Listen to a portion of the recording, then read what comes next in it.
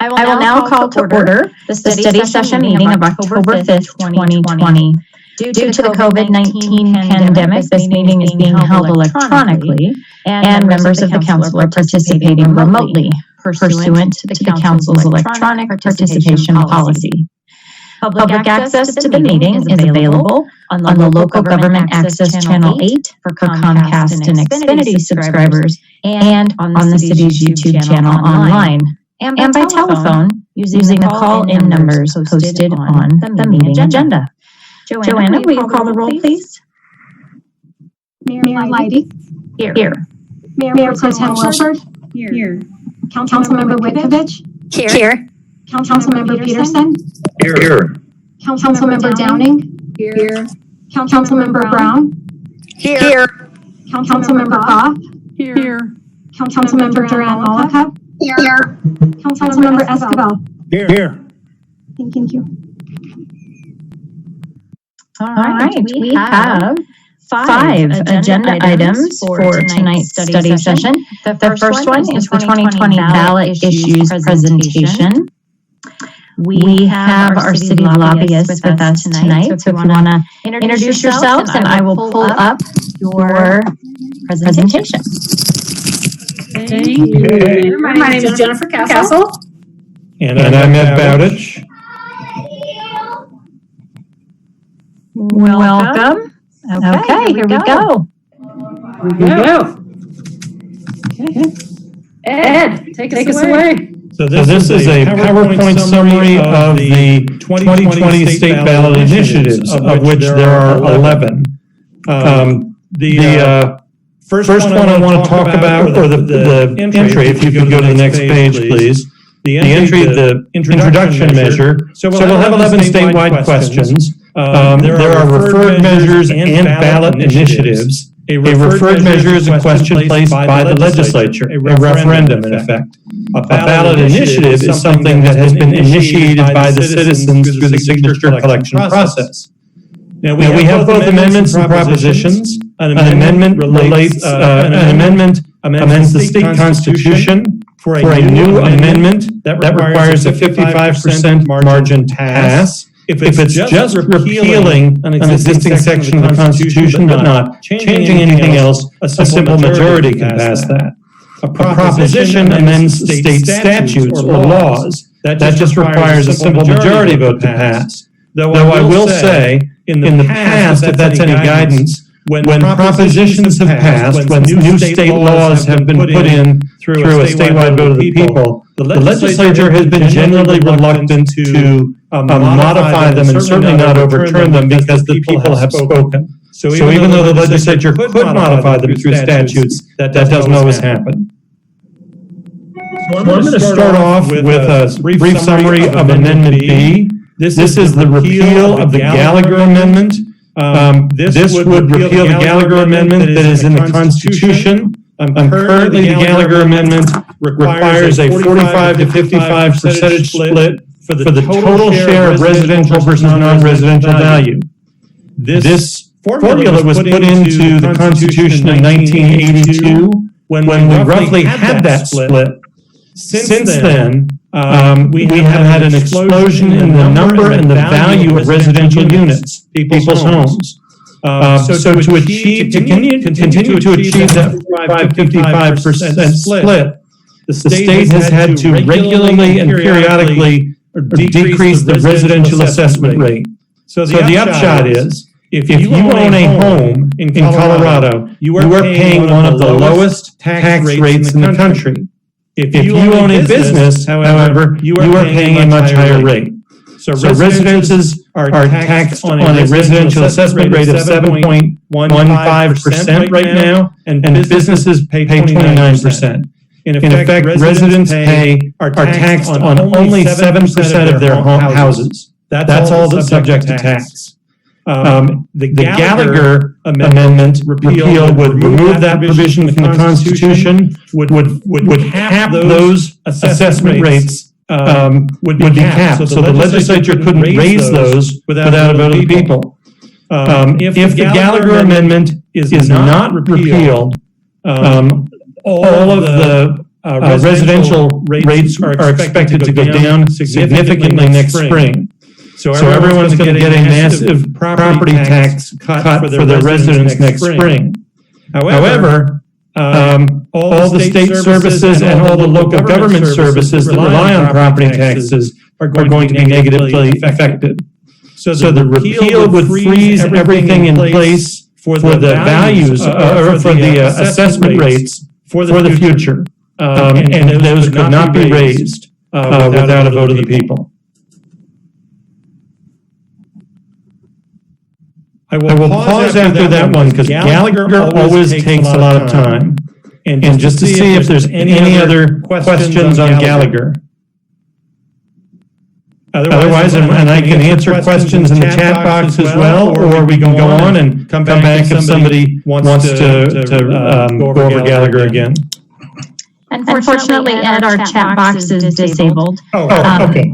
So I will, you tell me if you want to pause. Council members can also ask questions at the end. Yeah, and we can ask questions at the end too. Couple of the next measure, letter C, Amendment C. I'm not going to spend a lot of time on this. This is conduct of charitable gaming. So it's a kind of a technical amendment to those entities that want to have bingo raffle licenses. Tinkers with the number of years that a nonprofit organization has to exist and so on. But again, not a huge issue that I'm aware of. Moving on to Amendment 76, the Citizenship Qualification of Voters. This is a very small change, and there's a lot of debate about exactly what it means, but it would change the Constitution to state that only a U.S. citizen, instead of every U.S. citizen, would be qualified to vote. So it would go from only a U.S. citizen to every U.S. citizen. Right now, the Constitution in Colorado says every U.S. citizen, and this would change it to only citizens. Would this create more confusion? I think that's what some people are saying. Would it lead to more voter intimidation? That's hard to say, but I know there are those fears that are out there. But it's a very small change, and people are still trying to figure out what the change would be, how that would be implemented. I will turn it over to Jennifer. Thank you, Ed. Appreciate it. All right, we can go into Amendment 77. So when gaming was passed in the state of Colorado in 1990, it was put into the Constitution, and the Constitution states what maximum bets can be, what games can be played. And so what Amendment 77 would do is essentially have those local voters in those communities that allow gaming to be able to decide that rather than the state. So it would go to the voters of Black Hawk, Central City, and Cripple Creek to be able to, for those voters to be able to decide what games they want to allow in those communities, in those casinos, I should say, and then any kind of maximum, minimum bet, whatnot. Gaming revenues will still go to support the state's public community colleges, as well as those counties and cities that are affected by gaming in Colorado. So that's what Amendment 77 would do. Essentially just put it into the locals' hands on how to decide how casinos operate. Okay. Moving on, Proposition EE. So this would do a couple of things. So it would, one, increase the state sales tax on cigarettes, and two, it would impose a new tax on vaping products. Currently, their vaping products are exempt from the state cigarettes and nicotine tax. So it would do those two things. You can see in the chart here what kind of that would look like. The bold section, it says the current tax rate cigarettes are taxed with an extra 84 cents. In 2021, that would go up to $1.94 per pack, and that increases incrementally, as you see, up until 2027. That is when the full effect of this measure would take effect. Same thing, the nicotine down here, the bottom line, that in other words is a vaping product. It is not currently taxed, and you can see that it would start out as a tax rate of 30% and work its way up to a 62%. It's generated to produce $175 million for the coming fiscal year. Those monies, the first 3 years of this tax, the increased tax and the new tax, would go towards preschool and rural schools, affordable housing and eviction assistance. After those 3 years, a majority of the funds will go just for preschool programs. This was a referred measure from the legislature. They tried to do it 2 years ago, late, I think when they only had about a week or so of the session left, but they were successful in passing it this year as a referred measure to the voters. Okay. Yep, we have a question. Nope. So when that shows up, hi, this is Becky Brown. When that shows up on the ballot, will it clearly define nicotine as vaping products? I think it says a liquid with nicotine. I think that's the specific language which would then fall on a vaping product would fall in that definition. Okay, I'm just worried about void voters not understanding, you know?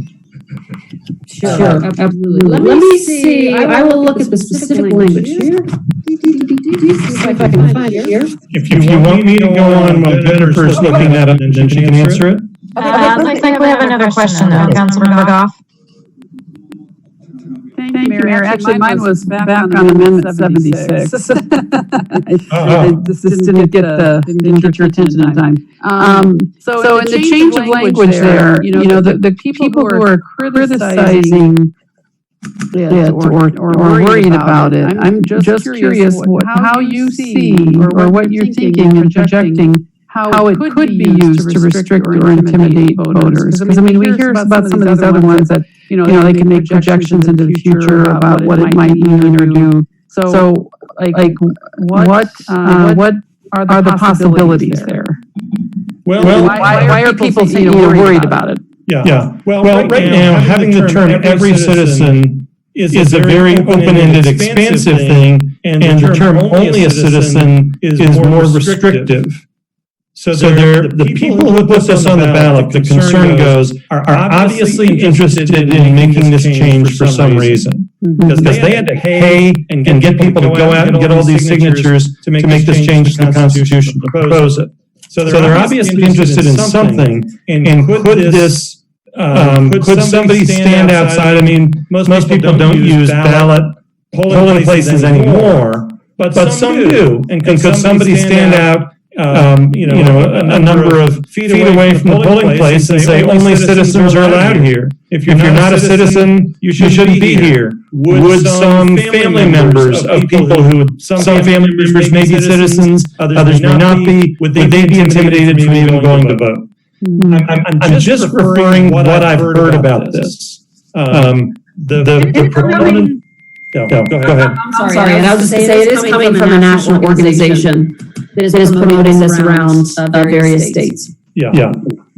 Well, I mean, it sounds a little suspicious to me, and I had the same kind of comments in my own mind about somebody wants to make this change. Why would they want to make that change? And it does sound like then could easily lead into you have like more stringent proof that you're a citizen, or some difficulties that might make it hard for people to vote.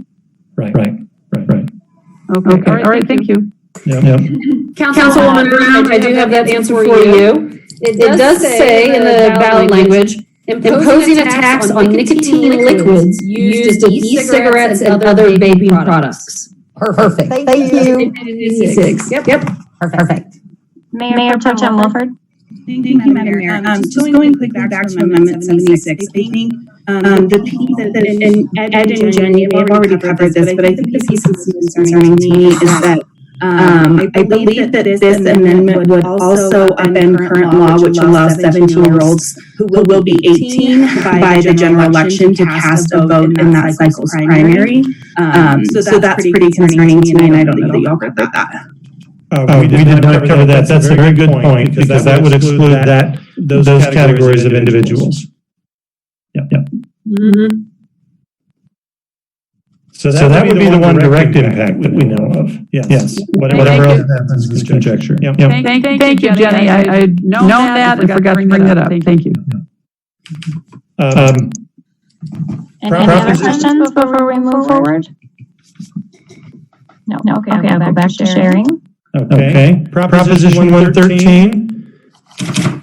This would establish Colorado as part of the compact to develop a national popular vote.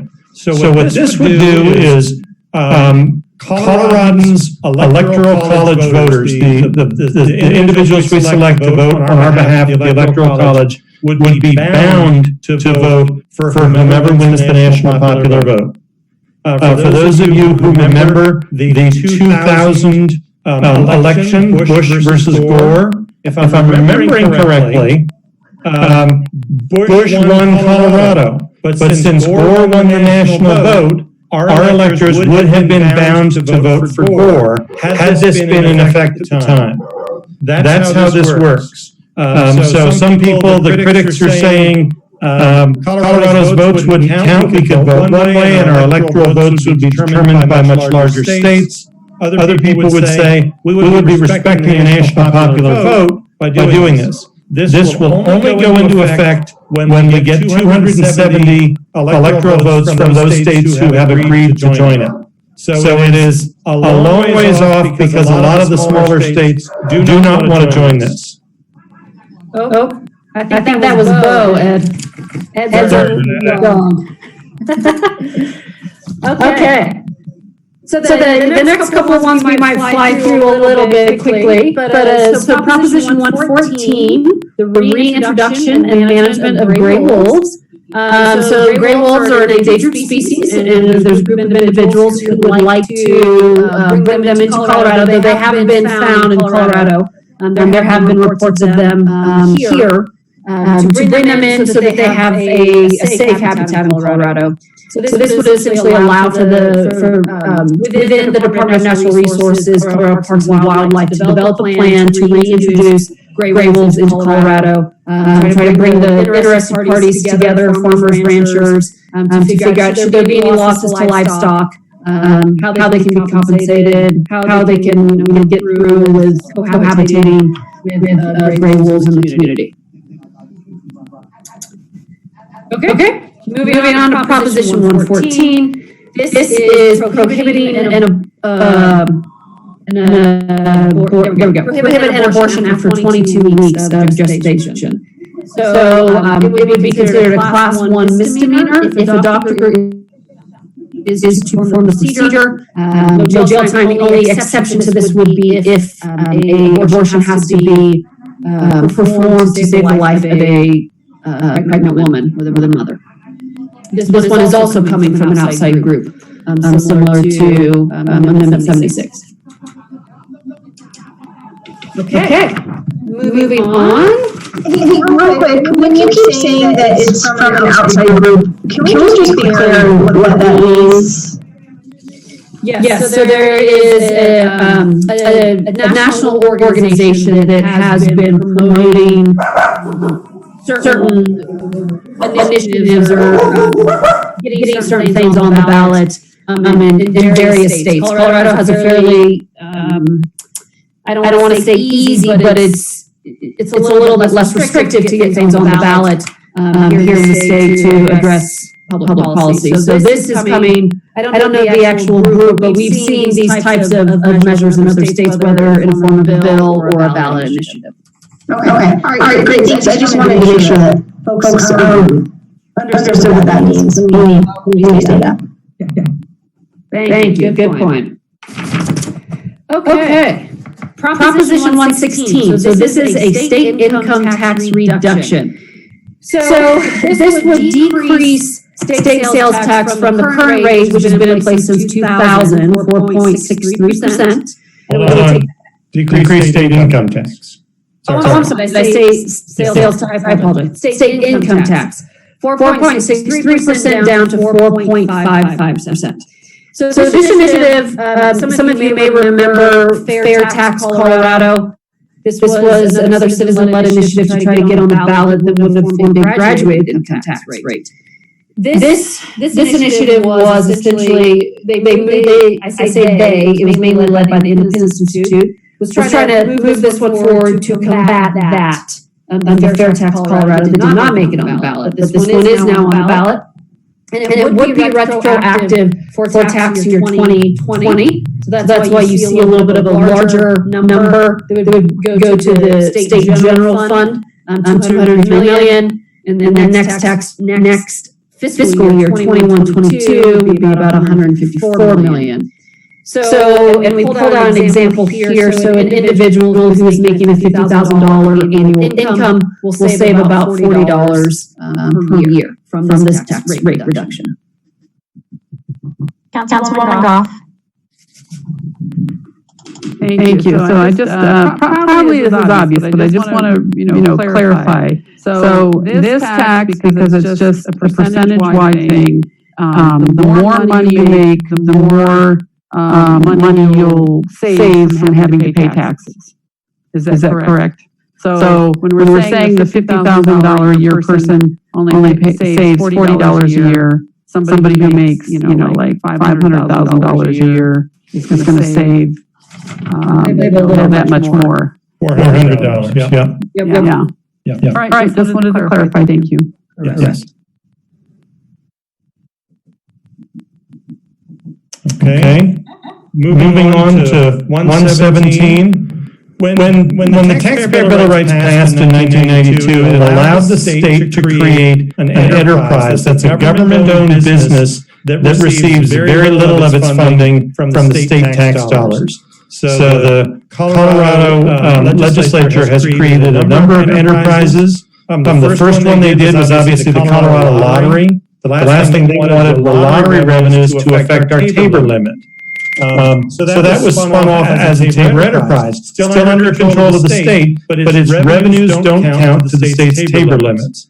Well, a group has put on a restriction on new state enterprises. So any new enterprise that is projected to or actually does have $100 million and at any point during the first 5 years would be null and would have to go to the voters for approval.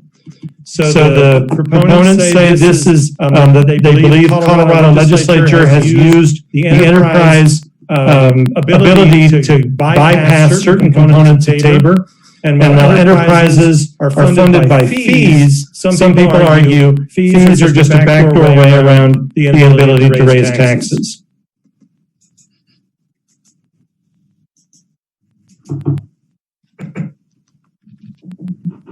Jen? Okay.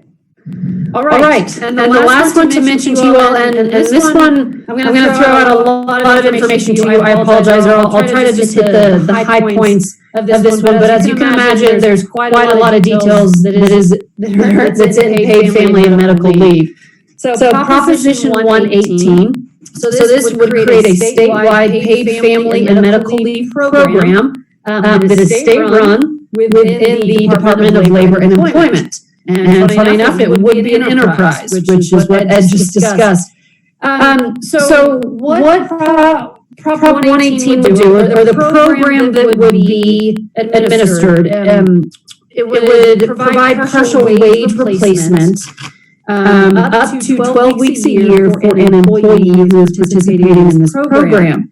And that amount of leave is based off of the annual, or the average weekly wage, a maximum of $1,100 per week for the first year that it is going to be implemented.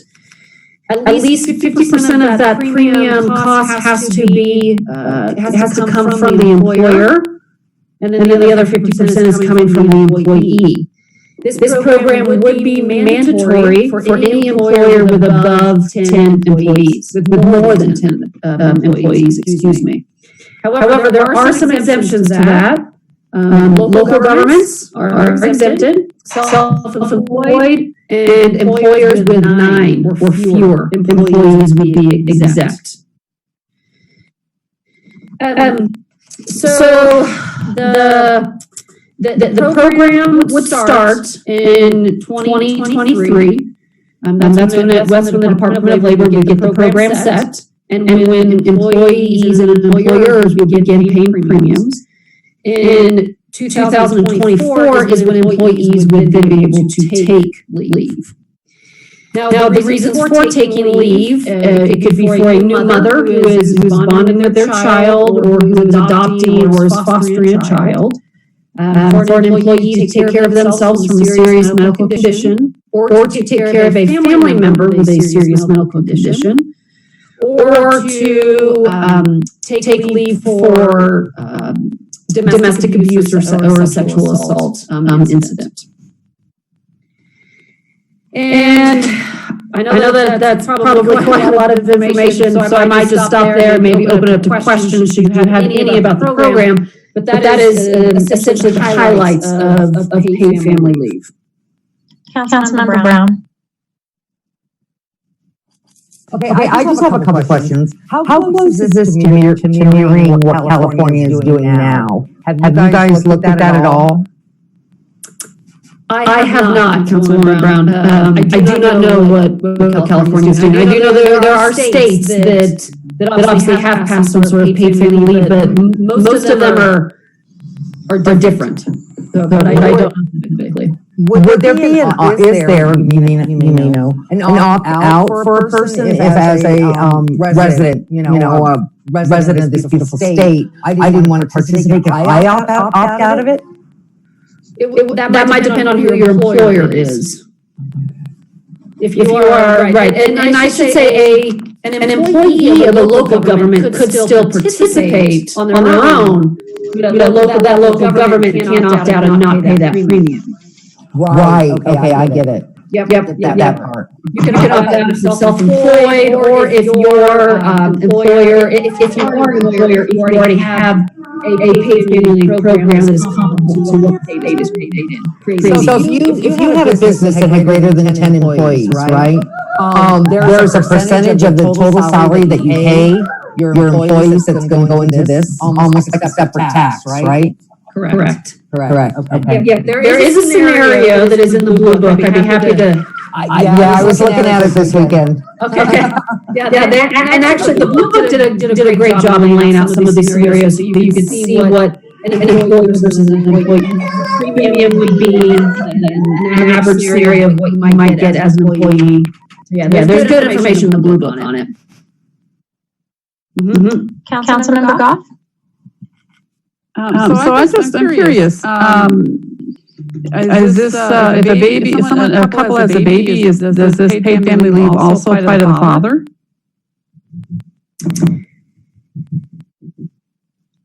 Because I mean, some states that is an option, or I've heard of that in places as being an option. I was just curious. Right. That is a fabulous question. And I would assume that the father would be able to take his parental leave then under paid family leave, because that person it says birth or adoption of a child, or bonding with a child, which would also extend to the father. But I can't say that with 100% certainty. I did not see that in here.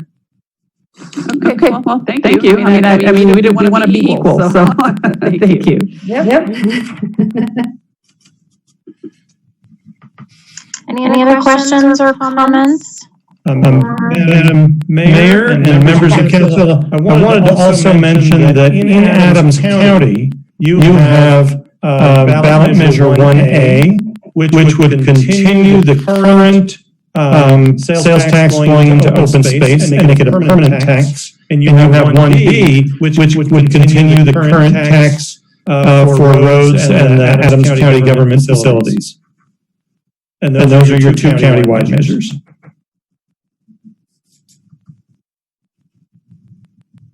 Thank you. Does anyone on the legislative committee want to weigh in or add to this discussion? Well, I think, if anything, Councilmember Malika. Yes, sorry. One thing I'd like to kind of follow up on is, especially with those countywide initiatives, which I think are really important, especially those that open space money that we as a city use, all of the city use. How does this the other initiatives that were discussed this evening. Councilmember, you broke up for me a little bit, so I didn't get the full question. Could you say it again for me? Yeah, my question was, how does this council want to move forward if we wanted to take a position on any of the county or the statewide initiatives that were discussed this evening? So like if we wanted to move forward and support the countywide initiatives at least, or if someone wanted to propose that we support, paid family leave, how should we do that? What would be the process for that here? This is Corey. The only way you can do that under Colorado law, under the Fair Campaign Practices Act, is to pass a resolution. That's the only way the council can take a position. Because I know we've done this sometimes in the past. I think the last cycle was for anything in February, and maybe a couple others, but so just a discussion with this group.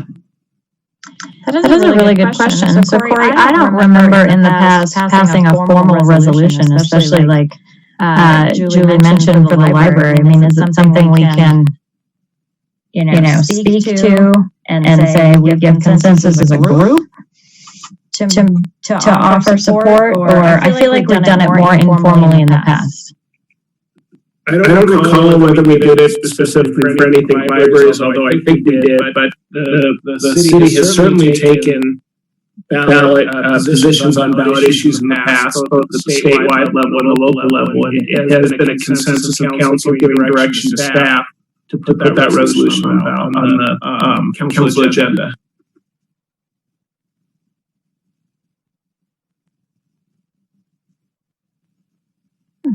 Okay.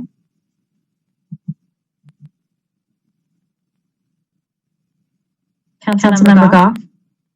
I don't know about taking a position one way or the other yet, but a lot of these things that are on the ballot coming up are very tricky because it sounds like, either raising taxes or lowering taxes or maintaining taxes, where if we didn't do anything, the taxes would get lowered.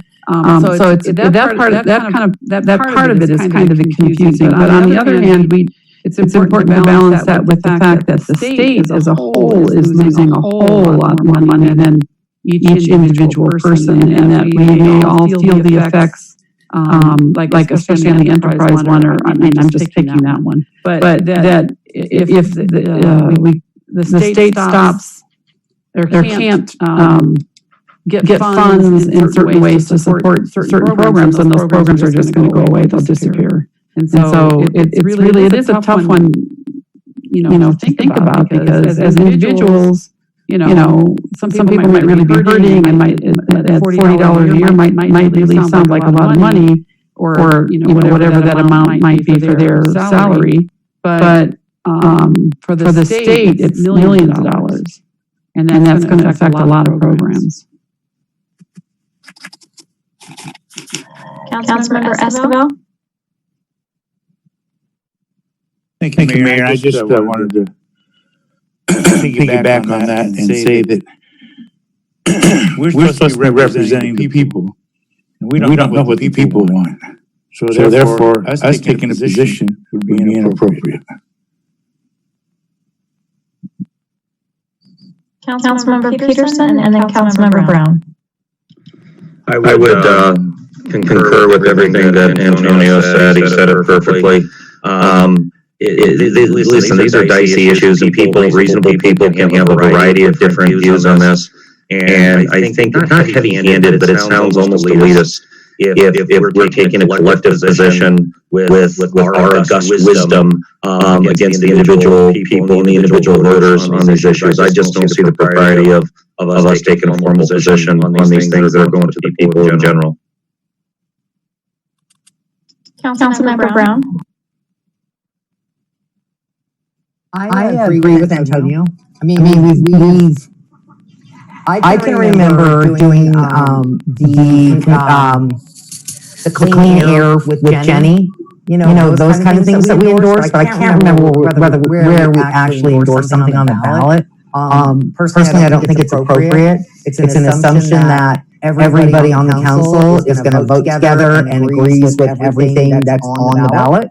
I certainly don't want, and I'm a part of Northglenn City Council. I don't want to have Northglenn City Council endorse it. I don't think it's our place to do that.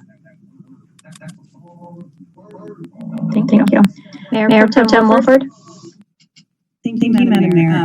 I think this is a really interesting conversation because I remember for every single year that I've been on council, there's been at least one, if not 2 to 3, resolutions in support of a variety of different measures. I think somebody mentioned anything library. I think we passed resolutions to support tax increases for the library. We've voted to support, I think, increased mill levies for the school district previously. There was also a state ballot initiative around transportation funding that we've endorsed. So it's not unusual for our council to take a position on these particular items. I don't think it's elitist at all. I think that I think that a lot of these issues are tricky and complicated, and I think to folks who aren't in the weeds every day, studying and understanding just how complex some of these things are,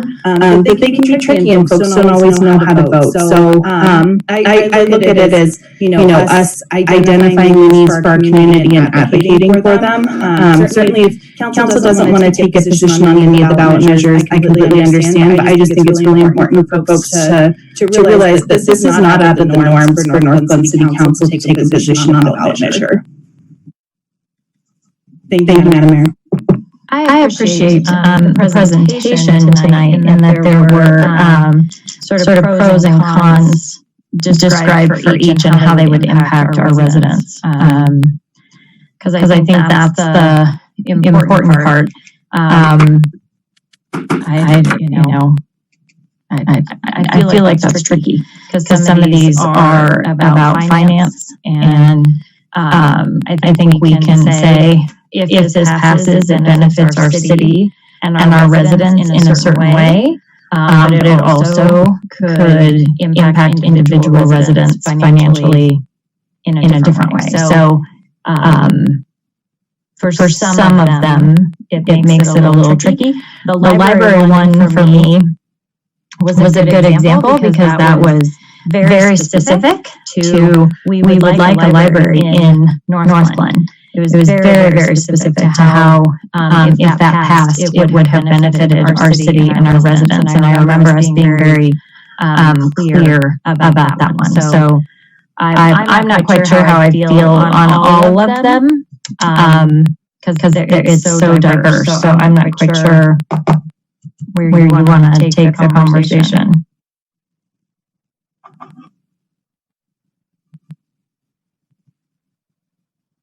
Councilmember Malika? Yeah, well, and I think it sounds like the council doesn't want to move forward on any of that, and that's fine. I think it's important that we identify what's important to our city. We've done that several times in the past. So it's not new at all. Nothing is new here. And so I think we should at least consider the countywide ballot measures just because we have directly benefited from those previously. And will continue to do so if that tax does get extended through. So that does have a direct impact to our city. As for some of the other ones, a lot of them are a little, politically dicey. I'm really the only one I'm kind of interested in is the countywide measures. But if others have other things they want to throw in there, then it's up for the discussion.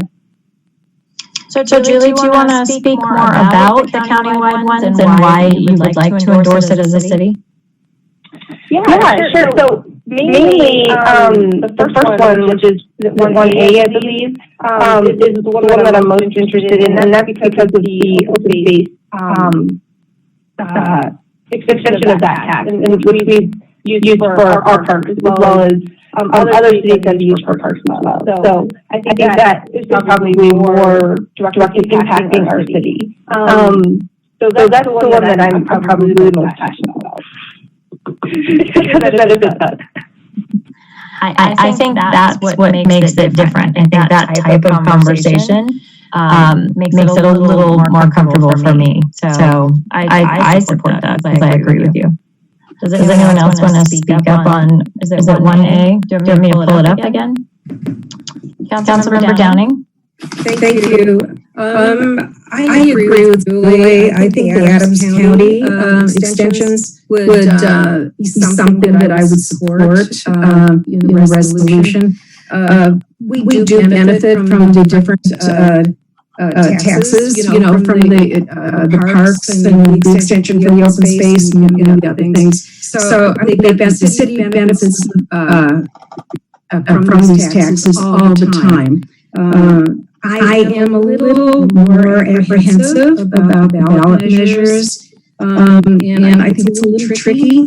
I really, I know that Councilwoman Wolford mentioned something about the libraries, but again, we have had a lot of conversation with our residents, and they were very concerned about the lack of a library. So that seemed comfortable for me to support something like that because it benefited the city of Northglenn. The citizens actually were very concerned losing the library, and they wanted it back. So I think that was appropriate at that time.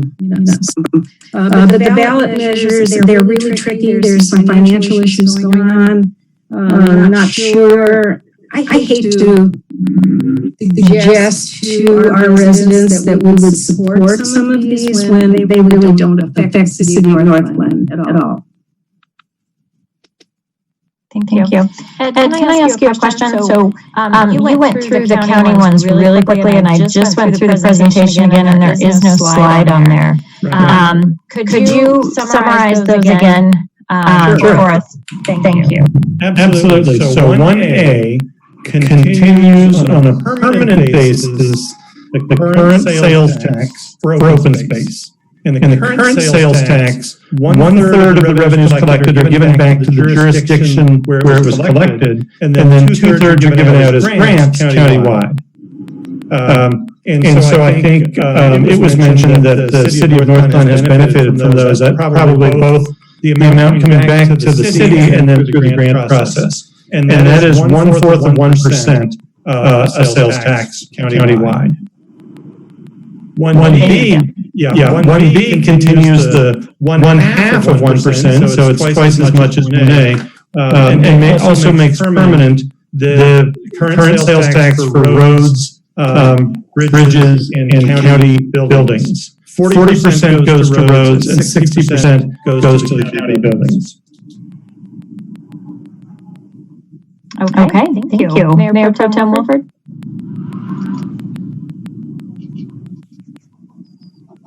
Hey, sorry about that. I had to find the unmute button.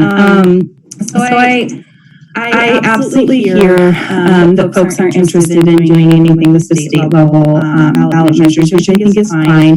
The one thing I would be interested in is if staff could pull a list of ballot measures that we've endorsed in the past, just so as we have this conversation, I guess in the future, whether it's later this year or next year, we have a better sense of what we've taken a position on in the future, especially for newer council members. And then the other thing I just wanted to note is that, sure, there are certainly ballot measures here that really don't really concern the city of Northglenn. But there are a couple that absolutely do. I mean, the Proposition 116, the decreased income tax rate, our state's already facing a pretty significant budget shortfall. And if that proposition passes, there's going to be at least a $200 million additional cuts needed to balance the budget next year, and I believe $150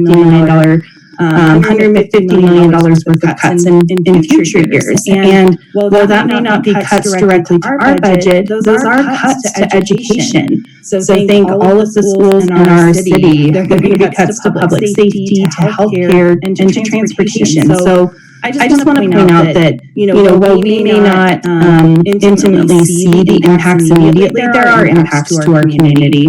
The one that I would be really interested in potentially taking a position on is Amendment 76. Just because I think it's I think that voting is such an important cornerstone of our democracy, and the idea that there's a ballot measure that would take away the opportunity for a 17-year-old to participate in a primary election when they're going to be old enough to vote in the general election just seems really unfortunate. And so that's one that I would be interested in taking a position on. I can understand not wanting to take a position on the others. I think we should absolutely take a position on the Adams County ballot measures because those do really impact our city, whether it's the open spaces or the road and bridge fund, because those are the roads that our residents and many of us travel on and depend upon to get to work and to live our lives. So just for thought there. So I have a process question. Catherine, I do see your hand, but I want to ask a question about process. There's quite a few here, and we seem to be disagreeing. I feel like we can only move forward and take a position if all of council wants to do so. Is that correct?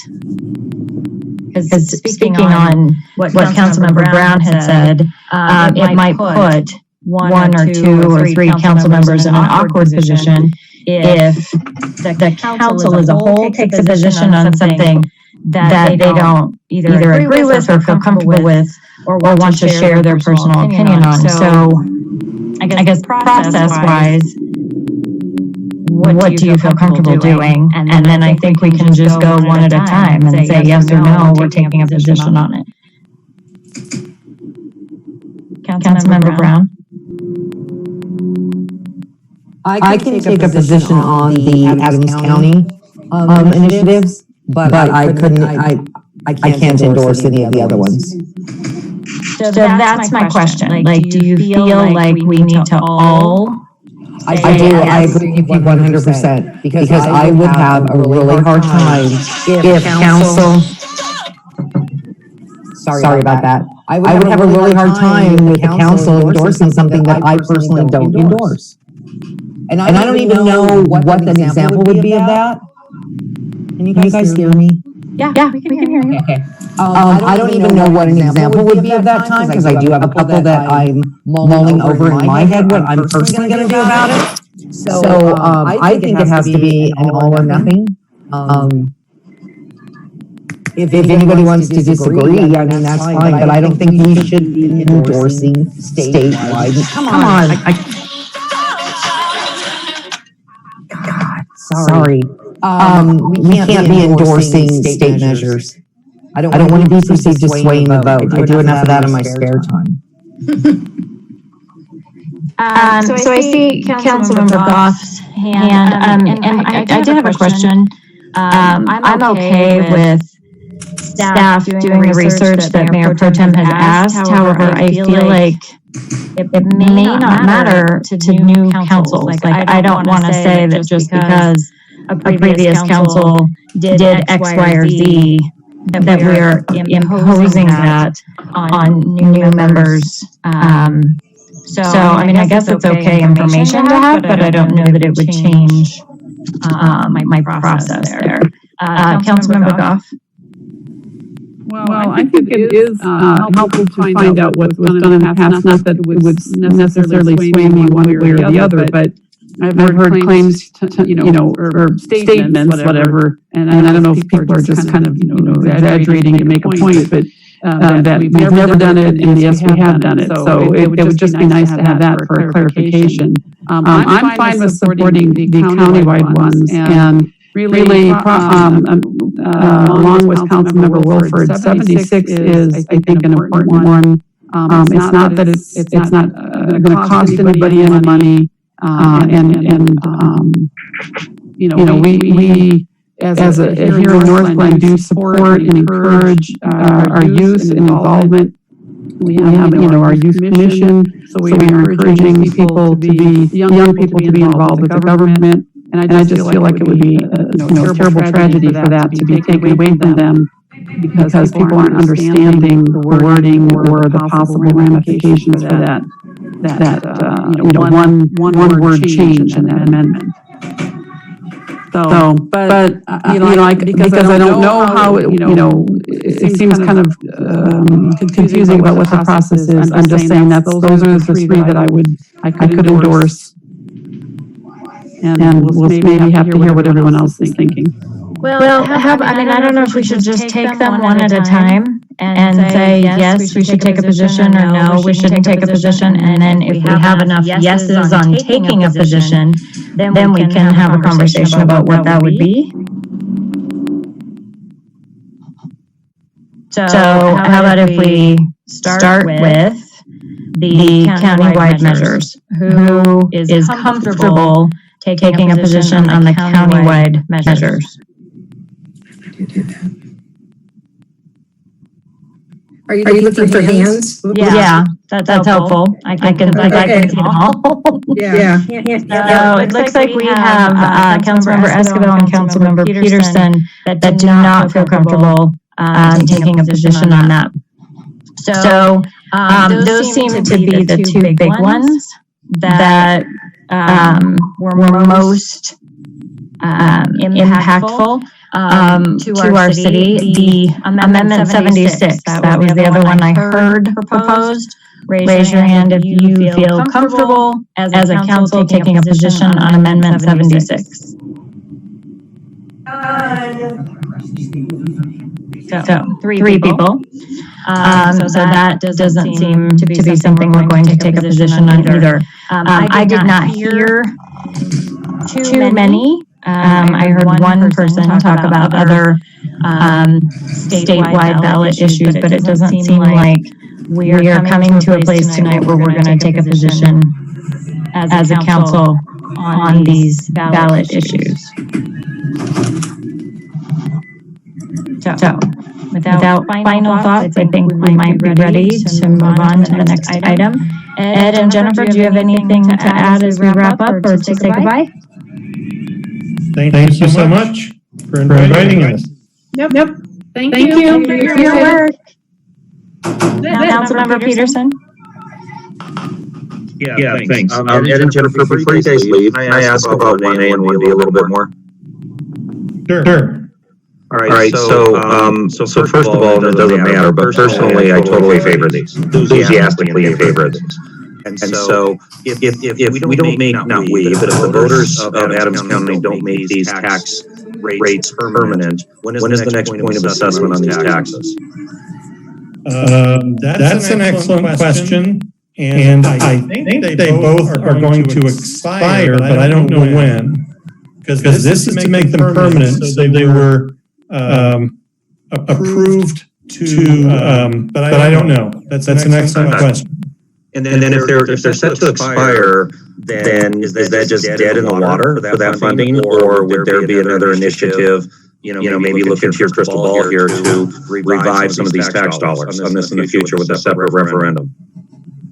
Yes, if they're set to expire, you need a separate referendum to continue them. But I just don't know when they're going to expire. Down the road, depending on where we go with this, I'm not sure that's superfluous information, but that's something that I would be interested in learning more about. And if I'm, maybe I'm not the only one, I'd be interested in learning more about those expiration times on those. Thank you. Corey? Mayor, I think we do need some direction as to 1A and 1B, since ballots are being put in the mail this week. If council wants to consider a resolution supporting Adams County measures, we probably need to know tonight and get them on the agenda for next Monday. So Corey, when I asked for a show of hands, we had two council members say no. So I don't know that we should move forward unless we all believe we should take a position. Okay. Just wanted to clarify that. Yeah. Mayor Pro Tem? I'm just trying to understand process-wise what would be a simple majority vote as it been for previous positions taken in the past. if something's changed, I just want to understand, that's all. It's a new process, nothing has changed. I had asked at the start of this if people had an opinion about the process, because Councilmember Brown had said, I don't feel comfortable having the city represent an opinion that I may disagree with. So my question to council was, do you believe it needs to be all or nothing? I got more nods and nobody said anything against it. So if that's the discussion we need to have now, we certainly can. Is it all or nothing, or is it majority makes us comfortable? No, I appreciate the update there on what Councilmember Brown said. I'm just reflecting on previous years and how we've made this decision, and this is not consistent, which is okay, right? Like, we can change the process, but I would just recommend that we are going to change this process, that the next time we update council protocol, that we make sure that it's reflected in years. So Mayor Pro Tem, I have said this twice now. I am not changing process because there isn't a process. I'm asking about the process. So if we are going to take a position on a ballot measure, the only one I remember in my time here was the Anything Library. And my memory of it, so unless Heather can pull it up really quickly, was that was universal, that we were all in support of it, and it moved into resolution, as Corey said. My question to council a few minutes ago was simply, do you think the process should be that we all agree or not? And I didn't get discussion at that time. So if you want to have that discussion right now, let's do it. But I have not changed protocol or changed process. I'm asking about that tonight. Councilmember Goff, your hand is up. Thank you, Mayor. As a first-term council member, this kind of thing is really confusing because if it's not written down somewhere, you know what the process is. We have different people remembering it different ways. So, is there any way to find out like what the process was? I mean, I remember the city council endorsing the Anything Library or whatever, making a resolution to support. So I see that our city manager has her hand up. Maybe she has an answer. City Manager Geyer. Thank you, Mayor Whitey. I'll do the best I can on the fly with this information. In 2018, City Council heard 4 resolutions for either opposition or support of several items. Opposing Amendment 74, the Takings Initiative. Support for Adamsville 5-star schools, ballot issue 5C. Support for Amendment 73, funding for public schools. Support for Proposition 110, transportation funding. My notes show that in 2019, the City Council took position in support of Anything Library, and based on what has previously been described by council members this evening in terms of the benefit to Northglenn. And then I also have a note about CC transportation funding. So those are my notes. Our City Clerk Joanna Small might point out if I missed anything, but that's my recollection. So hopefully that helps you. So Heather, I think the question is, were those unanimous or was it majority? Do we need to go back in the notes to figure that out? Because I know we've always heard. And so hearing that we've provided official support by resolution is great, but I think the question that we're struggling with right now is, was that majority or was it unanimous? I believe consensus has always been majority to move it from study session to council meeting in the form of resolution. That's my recollection, but Corey and Joanna help me out here. And then at the point when it's a support or opposition position in the form of a resolution, it's majority as well. I do recollect that some council members in the past did not support a particular position. So the question to Councilmember Escobar and Councilmember Peterson is, are you comfortable moving forward with majority status and then having your vote when it comes to resolution? Councilmember Escobar. Thank you. No, I'm not comfortable because I think that, first of all, we don't have the information. Typically, when a tax is due to expire, it's never the year. They never submit the ballot measure the year it's going to expire. It's usually 5 years down the road, 3 years down the road, 10 years down the road. What they're trying to do is make it permanent forever. I'm not going to be here forever. So I can't vote for something that has no end.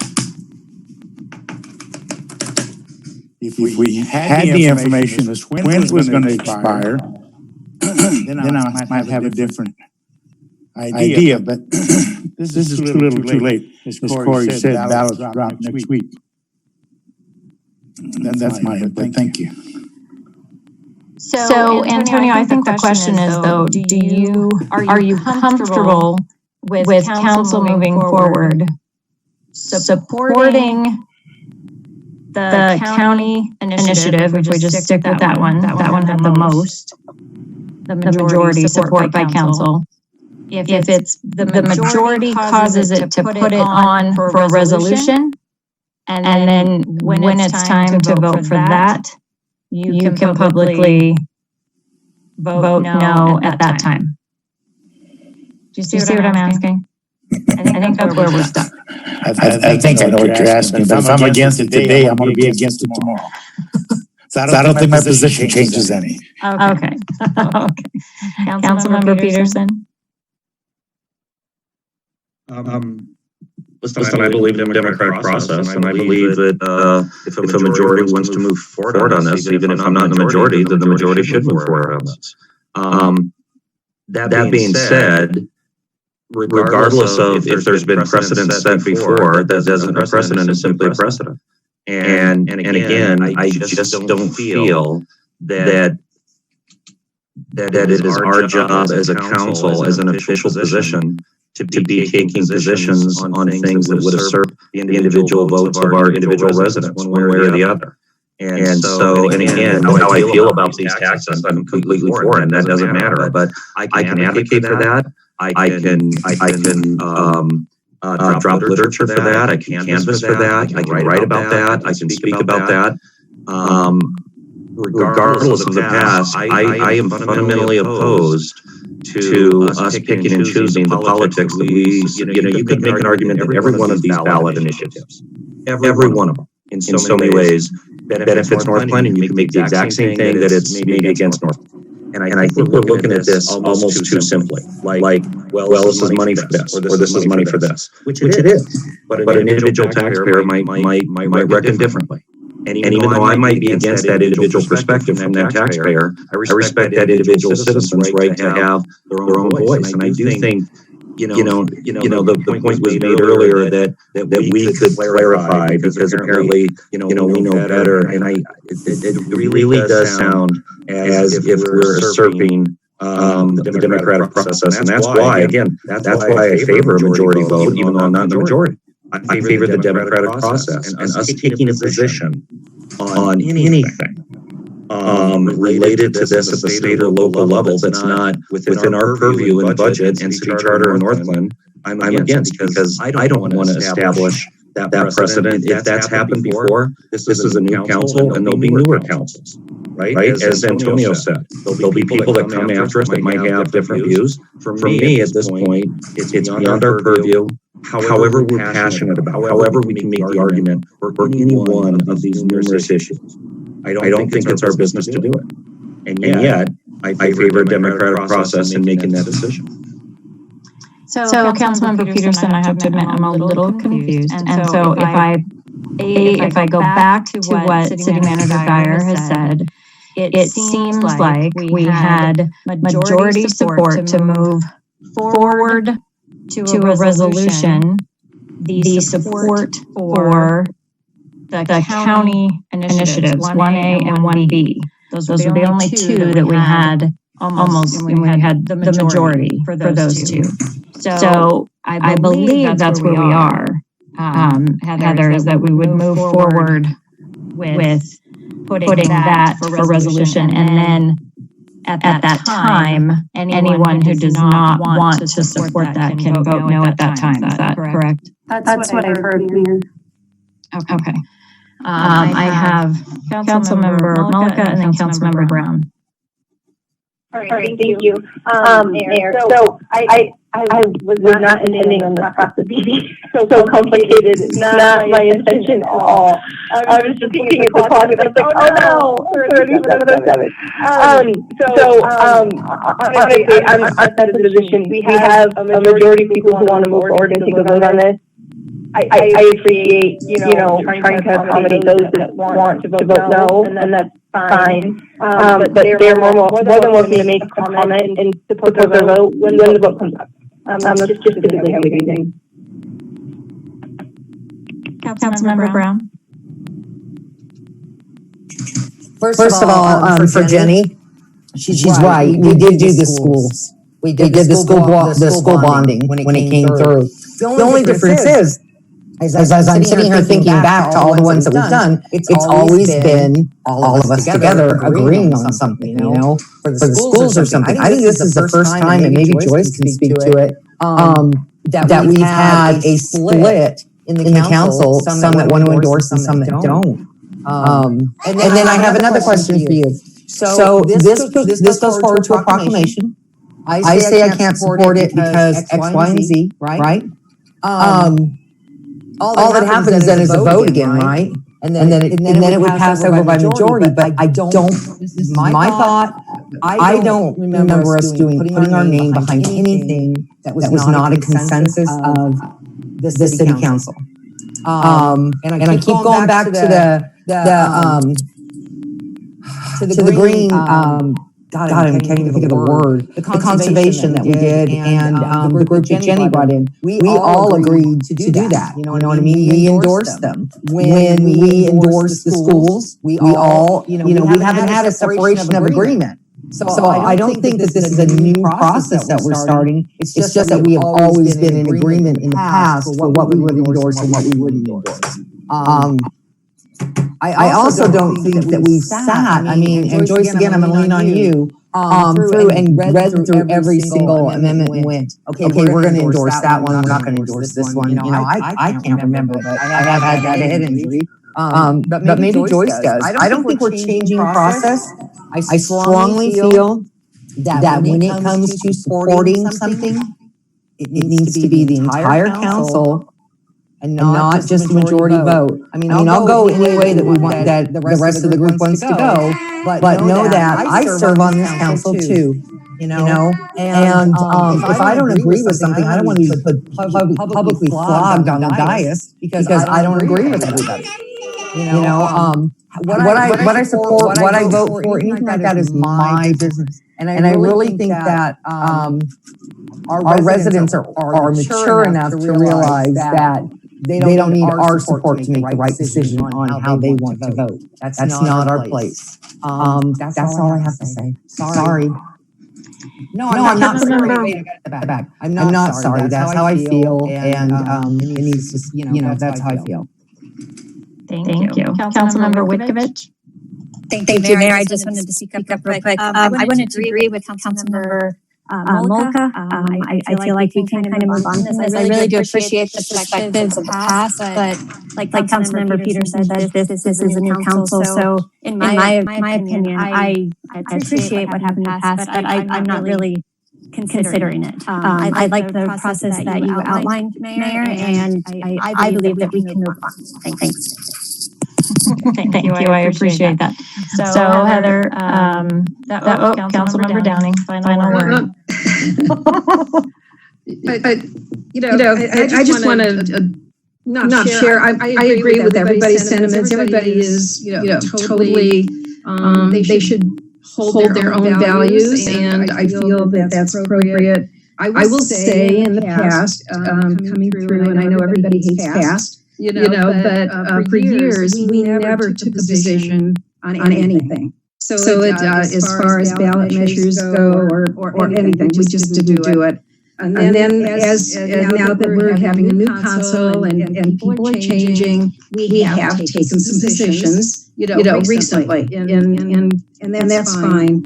What I wanted to say though was, however we decide to move forward, as a council as a whole, supporting certain things or not,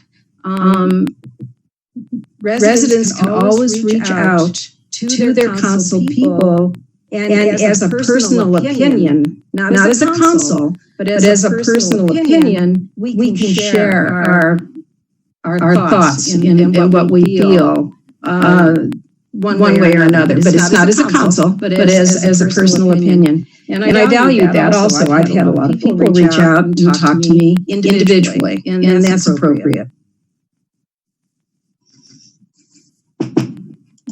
Thank you. Okay. So, I think we've clarified and we are ready to move on. City Manager Gallagher. I was just going to provide additional facts for City Council. I quickly looked up the voting information from 2018 and 2019.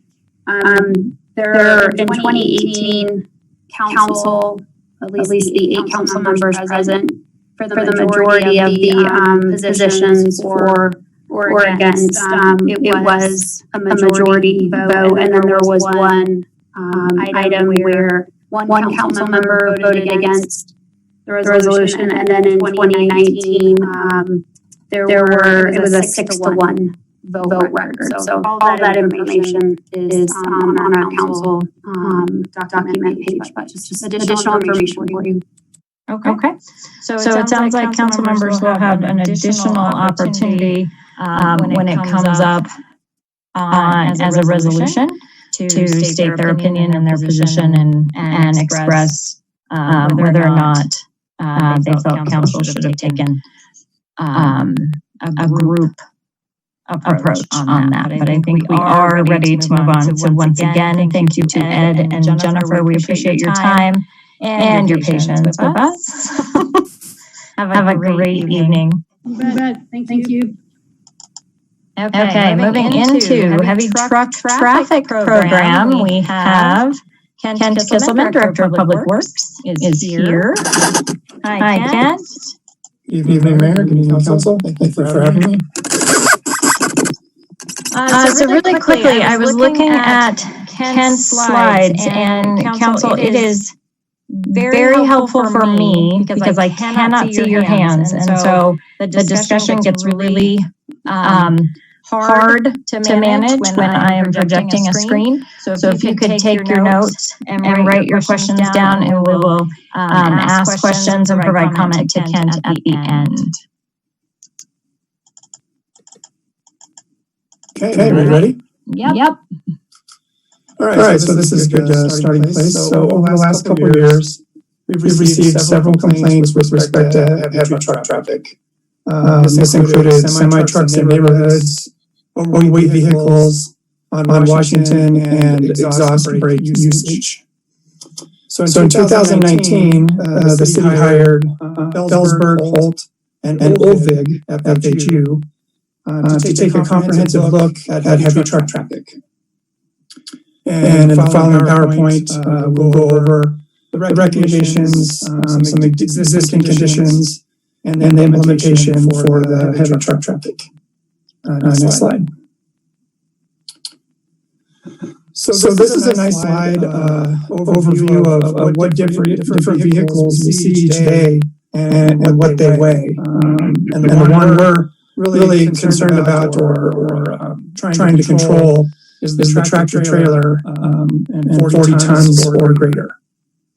So you can see, we have our garbage truck and our snow plows and school buses and delivery vans and stuff, and we want to continue to allow those into all of our neighborhoods. Otherwise, we don't pick up our kiddos and we don't get our streets plowed. So, the next slide.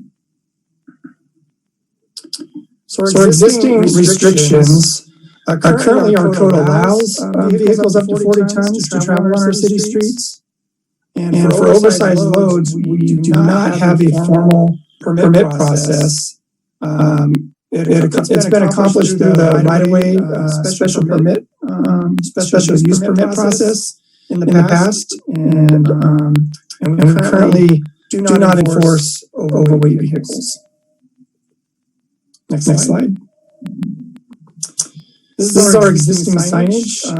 Currently, we don't have a designated truck route, and we have some signage that just isn't consistent. I think it was last year we had some neighborhoods call and want some signs, and we didn't realize we had older signs. So we just don't have consistent signage right now. Those are the locations, red and yellow dots there of those existing signs. Next slide. So this is the recommendation weight restriction that FHU provided. The recommendations from the report that were included were update the signage of the residential areas to be clear and consistent, designate a heavy truck route with the appropriate signage, develop a formal permit process, and then have PD enforce the recommendations and improvements. Next slide. So this is the here's the recommended heavy truck route, and it's really not that much different than the routes heavy trucks already take. These are typically our businesses and industrial areas that require heavy trucks for deliveries. 112th is on there, the Melody portion that goes by the marketplace, Grant Community Center Drive, 112th, Irma Drive in the industrial area. Not the residential portion of Irma. So those are kind of the blue lines. The blue lines are what we would designate as the heavy truck route. And then we would put, where there's a number 1, we would put in that symbol that you see there. The weight limit is 40 tons. And then where there's stars, those stars are the residential areas that branch off from the heavy truck route, and that would be the consistent signage that we would put in those areas that would accept those other vehicles that are under 40 tons. To note that they can still go in those neighborhoods, and then when there's a semi trailer, if it didn't have a special use permit or a new oversized weight limit permit, then it shouldn't really be in that neighborhood. Next slide. So these are recommended, let's see, enforcement recommendations. So the PD traffic unit, after we would implement the new program, would have the ability to enforce the recommendations, the weight limits, and illegal exhaust brake usage. Next slide. So the next steps. So we're looking for consensus on the recommendations, and we will bring back an ordinance with changes in the next few weeks to update the code. And we would like to implement the new permit application included in your packet. We'll install the new signs, and after the signs are installed, we begin enforcement. It'll take a few months to make the signs, remove the existing signs, and then get them all installed. So it'd be a bit of a process, but we can get it done. And next slide, if there's any questions.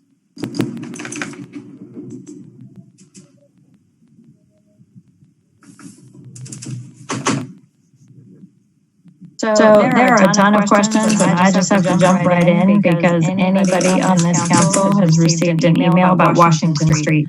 Why is that one a heavy truck path? Like we get countless emails and phone calls about Washington Street. I'm so confused by that.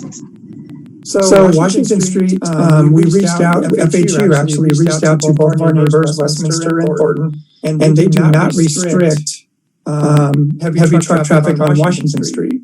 So if we were to, it would really cause confusion if we would have a restriction coming through Northglenn, where our other municipalities do not have any restrictions on Washington Street.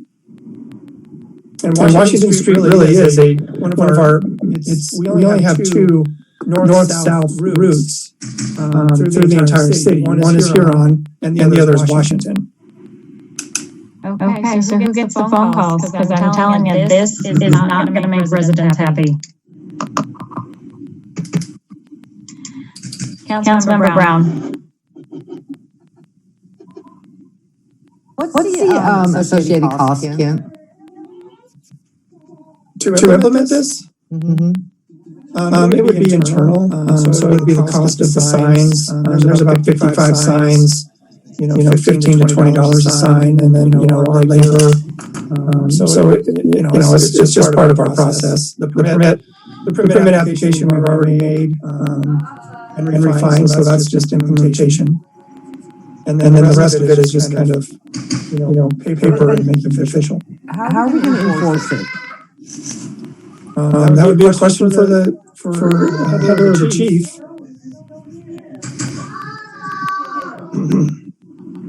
Chief, you got this? Chief, jump in.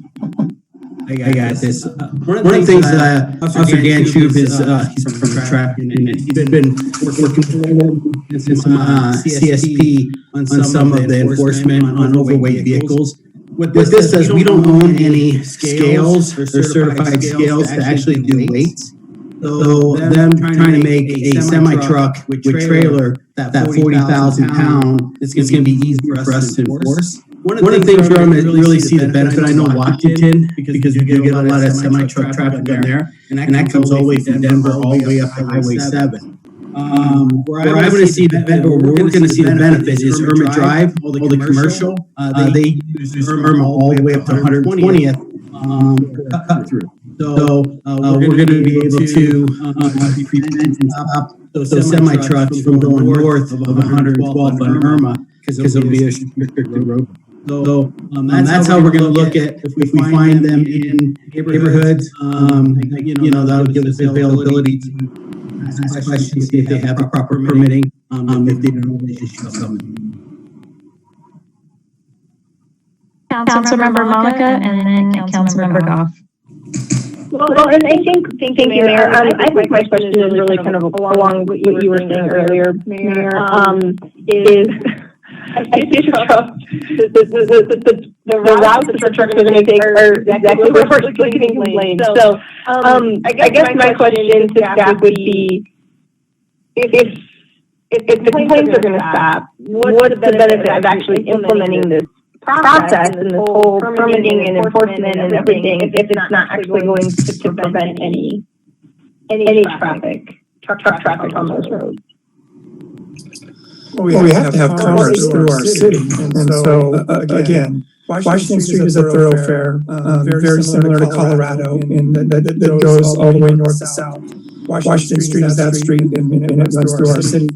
So there's several businesses along that corridor that if you restricted semi-trailers would not get their product, or how I don't know how they would get their deliveries.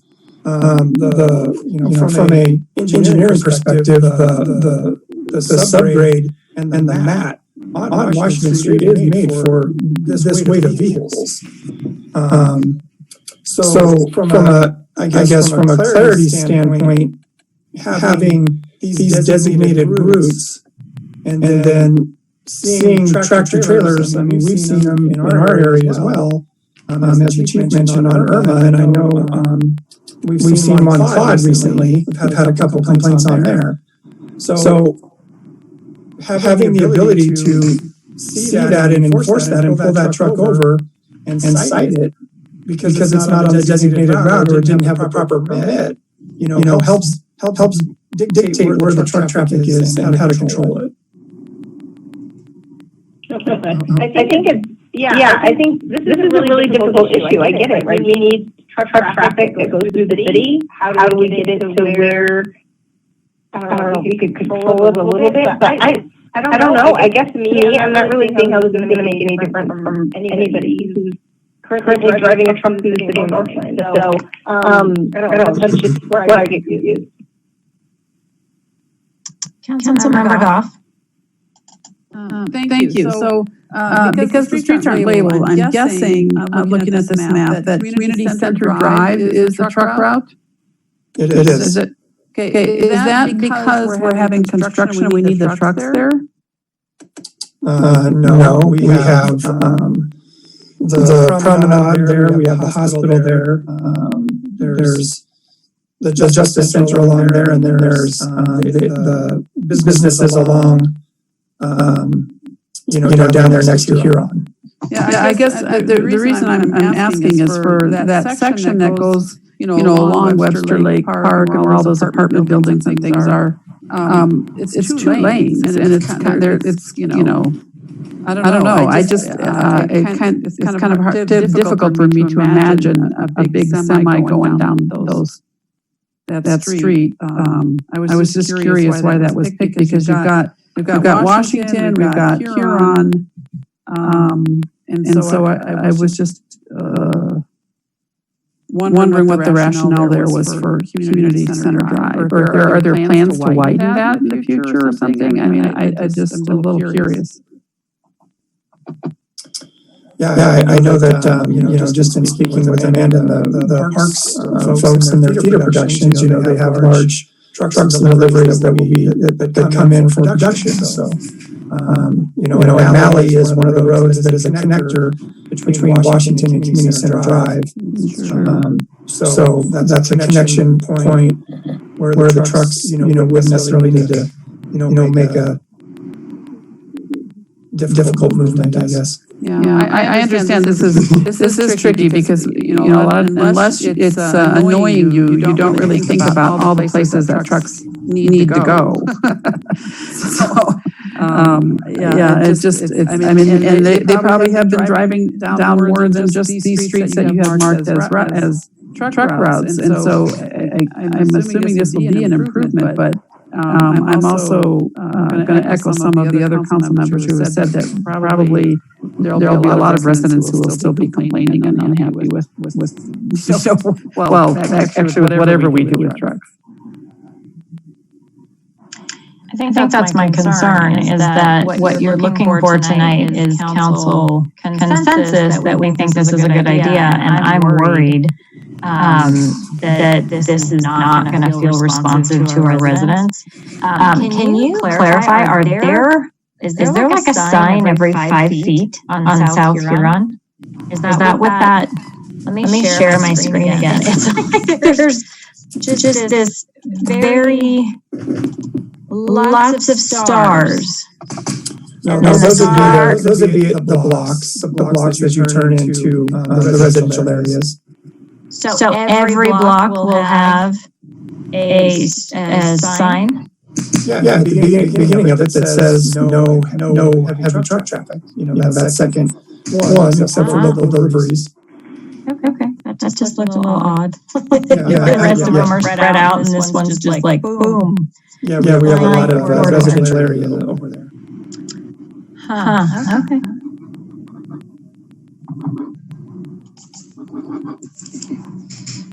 Mayor Pro Tem Wilford. Thank you, Madam Mayor. Can we know this? Do either Westminster or North Federal Heights have a similar program in place that requires a permit? An oversized permit? I think they do. I don't know that they're going to have a formalized one like we would have. Ours was based off of Centennial, is what FHU found. They may do it through their special use permit process like we're doing currently.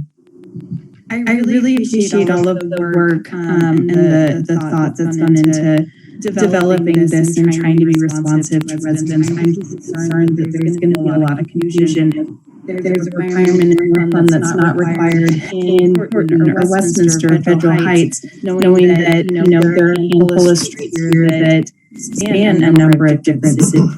And so I think that again creates a little bit of confusion.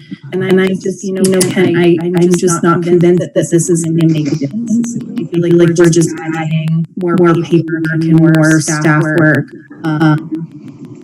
I guess I appreciate what you've done. I'm just not sure that it's the right approach right now.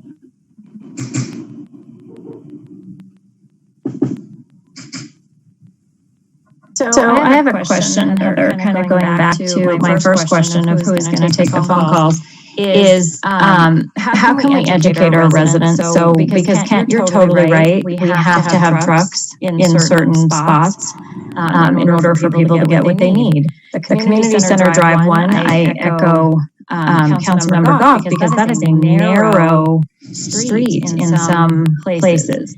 And so that is also surprising. I totally hear your point. How do we educate our residents in a way that they're going to understand that some research and study was done, and that this is what they're going to get? Like this is the way it's going to be. There's an education piece here that I think we need to think through.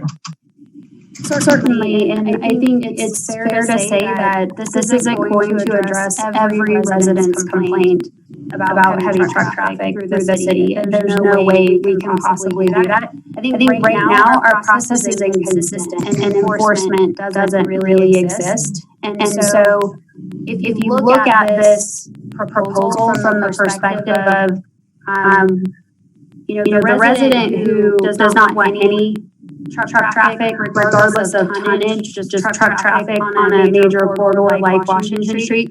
This isn't addressing that concern. This is addressing concerns that we've heard with specific types of trucks that we've seen doing cut-through traffic on Irma and Quad and other areas.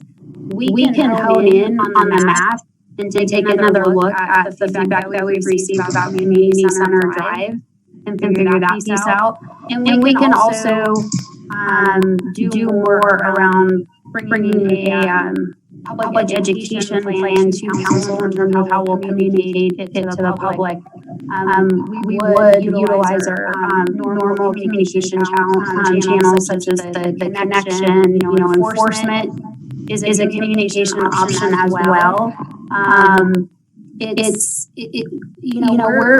in a tough position because our infrastructure is older, so the width of our roadways are different than some of our neighboring communities in the newer areas of Thornton, Broomfield, up north. So we do have different constraints than some of our neighboring communities. But right now, my perspective is we have an inconsistent process. And the inconsistent process isn't really helping provide education, because the questions I get, and I'm sensing, and correct me if I'm wrong, I'm the one that's going to be responding to the questions and the complaints, right? We don't have a good response in terms of why we don't enforce or why it's not enforceable. So that's a key element of bringing forward an updated ordinance, is to make it enforceable at the level that we're proposing. Councilmember Goff, and then Mayor Pro Tem. Thank you, Mayor. I do want to say that I do appreciate Ken, your hard work, and I know this is a thorny issue. But the other, factor, I guess, to put into the community center drive is I have had residents in those different apartment complexes there complain about how difficult it is to get out of that. The parking lots there, especially to make a left turn, because already there seems to be a lot of traffic. And I just think that, and I don't know, I'm assuming these big trucks have been going down Community Center Drive now because we don't have any rule or ordinance against it. And I don't know if your changes are going to, increase that traffic on the designated routes, because they aren't going to be able to go the other ways. But if there was some way to kind of take into consideration how difficult it is for people to get in and out of those parking lots there on Community Center Drive, or with just drive, with just one lane in each direction, and the amount of traffic and trucks that would be there, I know that residents there would be very appreciative. Mayor Pro Tem Wilford.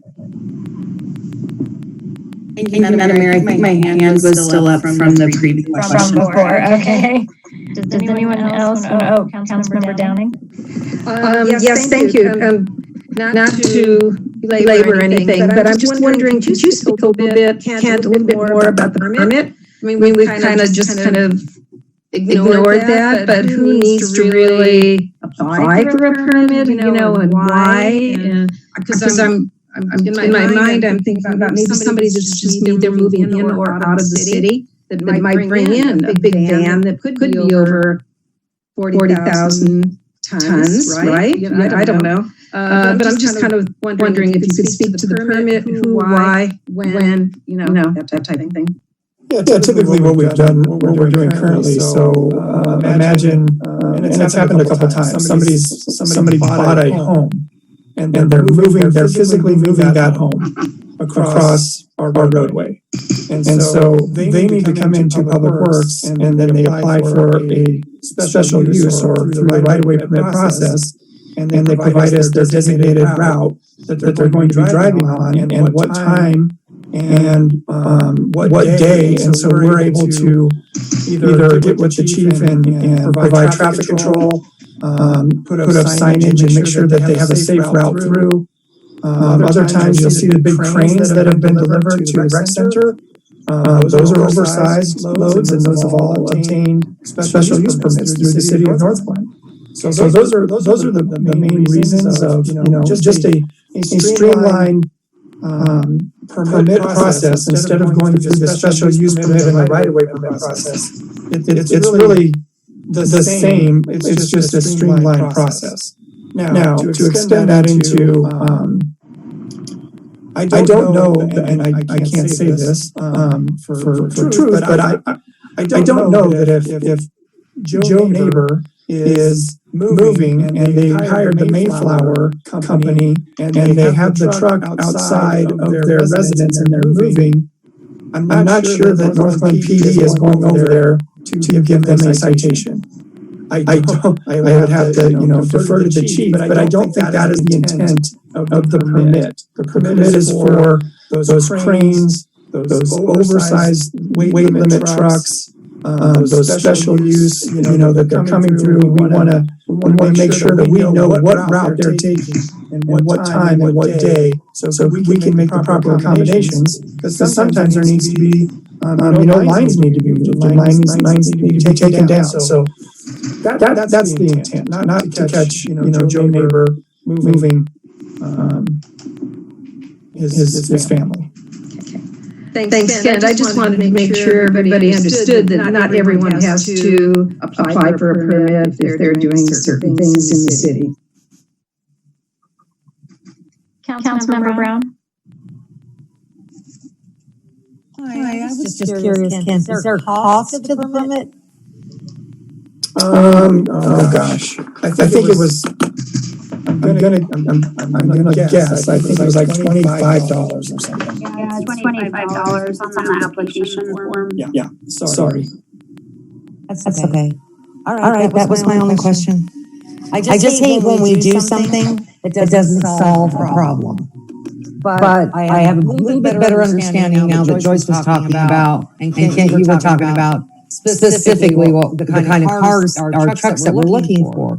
Is that tonnage that you have right now? So does that avoid? Because I have no idea what 40 tons is, dude. I have absolutely no idea. But does that then avoid the grocery trucks that go down there, or it would then the cement drivers, the cement truck drivers, or everything from Pioneer coming through the neighborhoods? Will that eliminate that, or will they? Yeah. So Mayor, it may be helpful to go back to that vehicle weight slide. Okay. Oh, sorry. Am I sharing? Nope. There we go. Hold on.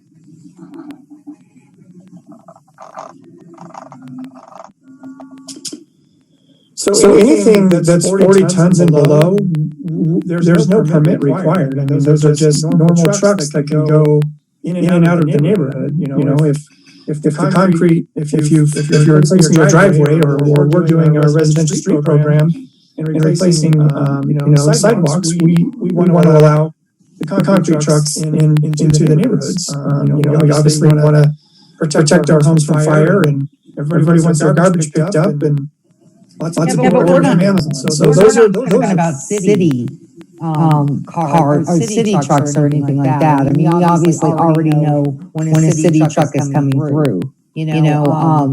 I thought when we originally first started, when I saw this on the agenda and looked at the package, I don't know where my brain was, but I thought we were gonna address the big trucks coming up through Irma, cutting through the neighborhoods and speeding, quite frankly, not stopping at stop signs. That is accomplished, that is accomplished through this process, because if that 40-ton truck in the low right-hand corner is on Claude Court, it's not allowed. So that the traffic team can pull that truck over and cite it immediately based on our new regulation, because it's not on a designated truck route. Okay. City Manager Geyer. We have had complaints about recycling trucks on Washington. Councilmember Brown, I think you're referring to the one, this is off of Irma that we've had complaints about, and Debbie Tuttle has reached out a couple of times and requested that they not use Irma as a cut through or quad. I've seen a video of recent of smaller delivery trucks speeding through your ward and Councilmember Downing's ward in particular. Traffic calming can help address that, as well as traffic enforcement. And so what we're doing internally is when we get those videos, staff between Public Works and police, we share that information. And if a license plate is visible enough off of a video, the police department will make contact with the registered owner of that vehicle and provide a warning that it's not appropriate to be speeding through in that particular neighborhood, whichever neighborhood it is. But I would say Ward 2 has probably been the highest volume ward. But we're not able to, and Corey, correct me if I'm wrong, limit traffic on certain roadways. I mean, ideally, let me rephrase that. Ideally, heavy truck traffic would use I-25. And, they don't. Traffic on I-25 is significant and heavy, and so part of the reason why you have that spillover into the major arterials throughout the city is because of that.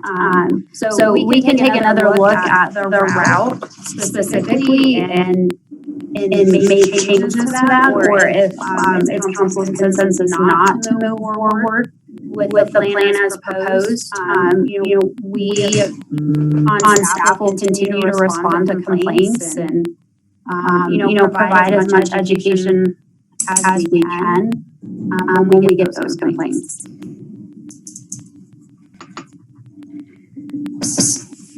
Councilmember Downing.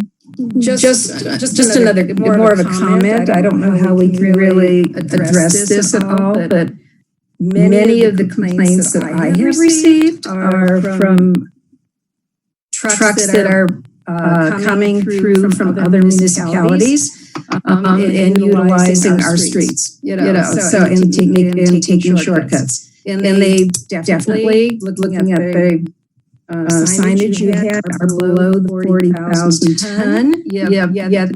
Complaints from the neighbors are, these are not Northglenn trucks. These are another municipalities. And they don't like it, in their residential area, so.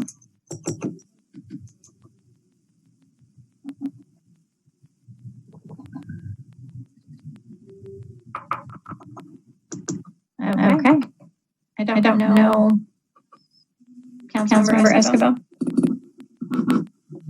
I'm glad I don't live on Washington.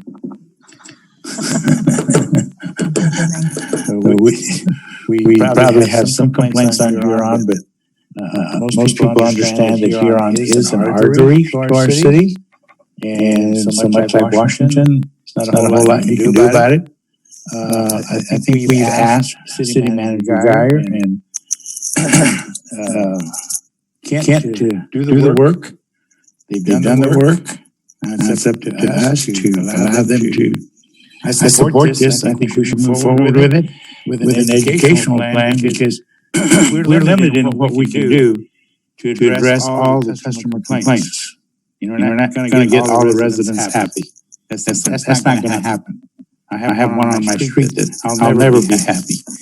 But you do your best, and then you provide the information to that resident, what you did, why you did it, and what's allowed under the law. And we move forward. Thank you, Kent. Councilmember Whitkovich? Thank you, Mayor. I agree with Councilmember Escobar. I would support this, especially if it makes City Manager Geyer and her staff job a little easier. I know it doesn't address everything, but I think it's an improvement, and I would support it. Councilmember Peterson? Ditto, Molly. I'm sorry? Ghost. Ditto, Molly. Never mind. I don't know I agree. all of those terms. No. Did anybody get that? Anybody here? Okay, thank you. I support Antonio and Ashley moving forward with an education campaign on this. Awesome. Sorry if I'm not cool enough. Councilmember Goff. It's from a reference from a movie. and you probably have seen it, but that's okay. I will support this with the understanding that, we're going to sort of monitor the results of making these changes, coming back to it to see if things need to be tweaked or changed again, see how much improvement, there is. I'm assuming things will be improved. So I would say that I do also support this. Councilmember Downing? I just want to say I do support this effort, and thanks, Ken, for all the work you did. And I really do believe we have to update all our signage. It's been a while since we've done that. So thank you.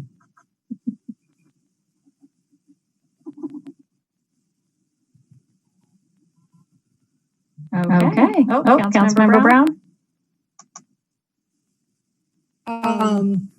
Echoing off Antonio, I would support this. I'd be just concerned that what problem is this going to solve? Because it's not going to solve the residents on Washington that are complaining about the big trucks, and I get that one. What is the overall problem that we're trying to solve? Maybe I'm stuck in that. Is it just the fact that it's old signage and we need to replace it? Or what is the ultimate goal with this? It's a couple different things, Councilmember Brown. We don't have a good comprehensive system right now.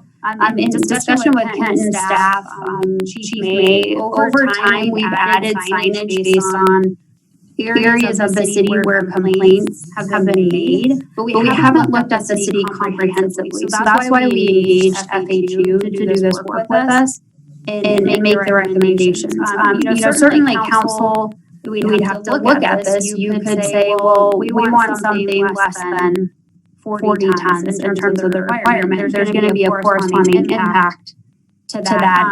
From what we've been able to assess at the staff level is the greater impact that we've seen is that we're trying to address is to minimize the impact to residential neighborhoods. And you're right, several council members have completely articulated that we're not going to solve everybody's concerns about truck traffic on the major arterials such as Washington, Huron Street, 120th. I've even had complaints come in about 104th.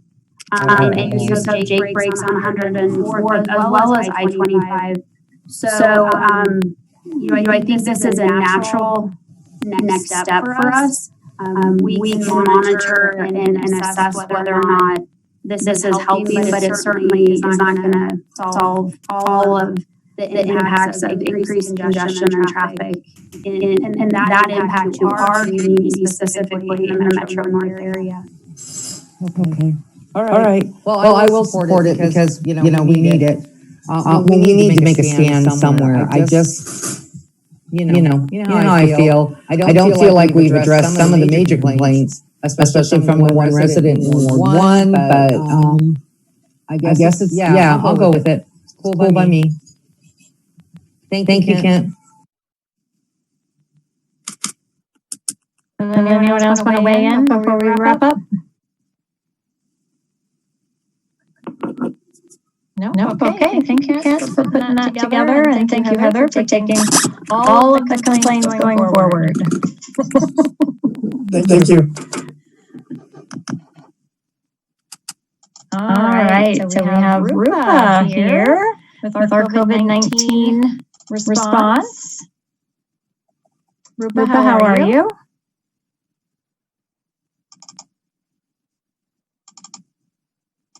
Good. So as the mayor pulls up the presentation, just want to remind the public and council that we're talking about the approximate $3.1 million that the city signs an intergovernmental agreement on IGA with Adams County on May 5th. And per that IGA, the city needs to have spent these funds by December 4th. In order for our finance team to administratively request these funds back from the county, our internal deadline to receive reimbursement requests is November 16th. So just keep that deadline in mind as we move forward with the presentation. And if you want to move on to the next PowerPoint, please. So I won't read to you these 6 categories, but just a reminder, City Council prioritized ideas into these 6 categories. Anytime you see an asterisk in the presentation, these are projects or ideas that are not entirely new to City Council, but we wanted to point them out and bring them to your attention. The first category is public health. So none of these items are new. As you know, we ordered 24 outdoor hand sanitizing stations. We purchased adult and youth masks. And a quick plug, we do still have adult masks left over at City Hall for anybody that wants to come pick some up. And City Hall is open from 8:30 to 4:30. And then hand sanitizers. Of course, we purchased hand sanitizers for internal use residents and for our schools. The next slide has some new information on it. So the Northglenn school requests, you'll see that in the next slide, but for the COVID-19 community testing site, that $106,740, that is the cost for the current 90 weeks that we're funding for COVID-19 test site on Wednesdays. The county, Adams County is in discussion with Advanced Urgent Care to extend the community testing sites through the end of the year. That depends on availability of tests, so that's why they have not made a final decision yet on that. But our extension for the community testing site would be an additional 6 weeks through December 2nd, since we have to use our funds by December 4th, and that costs us $72,000. The COVID-19 testing in the wastewater plant, this is something that a lot of municipalities are doing. And this was the cost for us to do the testing for 15 weeks through December 4th. The outdoor water bottle filling stations, this is something new that I'll highlight on an upcoming slide. So with the Adams 12 request for Northglenn schools, staff met with Stacy Gayhagen, and I apologize if I'm mispronouncing her name, but she is the Adams 12 Security Services Director, and she had a request specifically for 4 hydrostatic sprayers for Northglenn schools. The purpose of that is to disinfect large areas such as playgrounds more efficiently. And then for the face shield requests, on the right, you can see a picture of what the staff count is, as well as the seating projections. For these face shields, they project that they need to replace these face shields every month. So 3,000 for the youth size and 5,000 for the adult size would bring them to the end of the school year.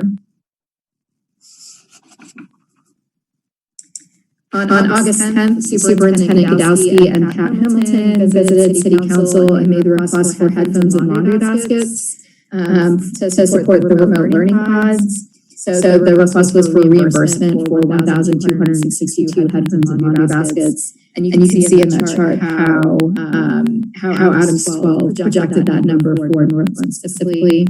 And then we just estimated the cost of that. On October 12th, City Council will have the opportunity to review an IGA with Adams 12, and that IGA will be for reimbursement for up to $135,000 specifically for these 4 items that we outlined here today. Outdoor water bottle filling stations. So this is something that Jessica Haltz, our community resource navigator, identified as an issue. So access to clean drinking water has become a hardship during COVID-19, especially for people experiencing homelessness with the closing of public restrooms, water fountain facilities.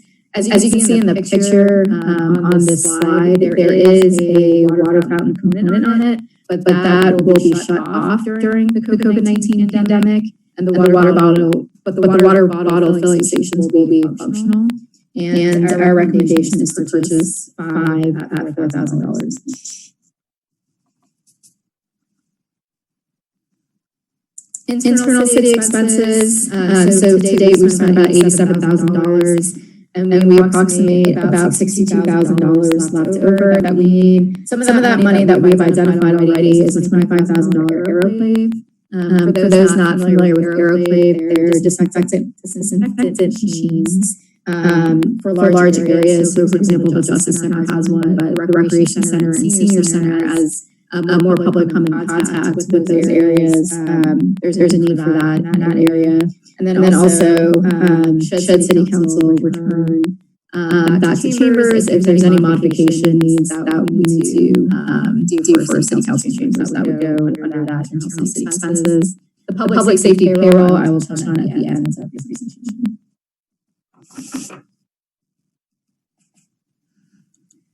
Education, this slide is nothing new, but as you can see, we've spent approximately half of the money that we've allocated so far.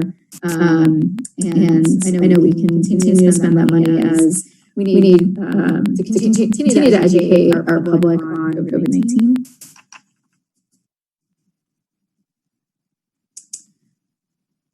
Community organization support. So City Council allocated $500,000 to the outside funding agency. And as you can see, about 18 organizations were allocated about $446,000.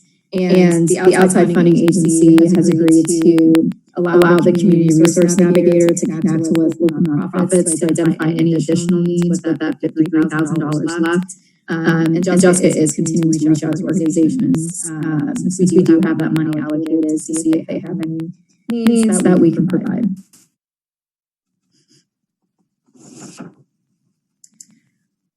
With the business support, so again, this is not anything new that council has seen. I do want to point out that Debbie Tuttle, our Economic Development Director, has said, or she has extended the Businesses Back Recovery Grant through October 30th.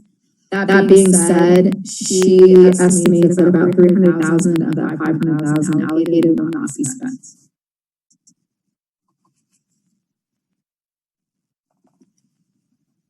This next slide was resident support. This is something that is new to the Community Resource Navigator. You've all met Jessica. The Child Care Assistance Grant. So this is something that City Council has indicated as a need in their community since with the closing of schools back in March, and then remote learning needs. Child care assistance is something that a lot of families may not have taken into consideration.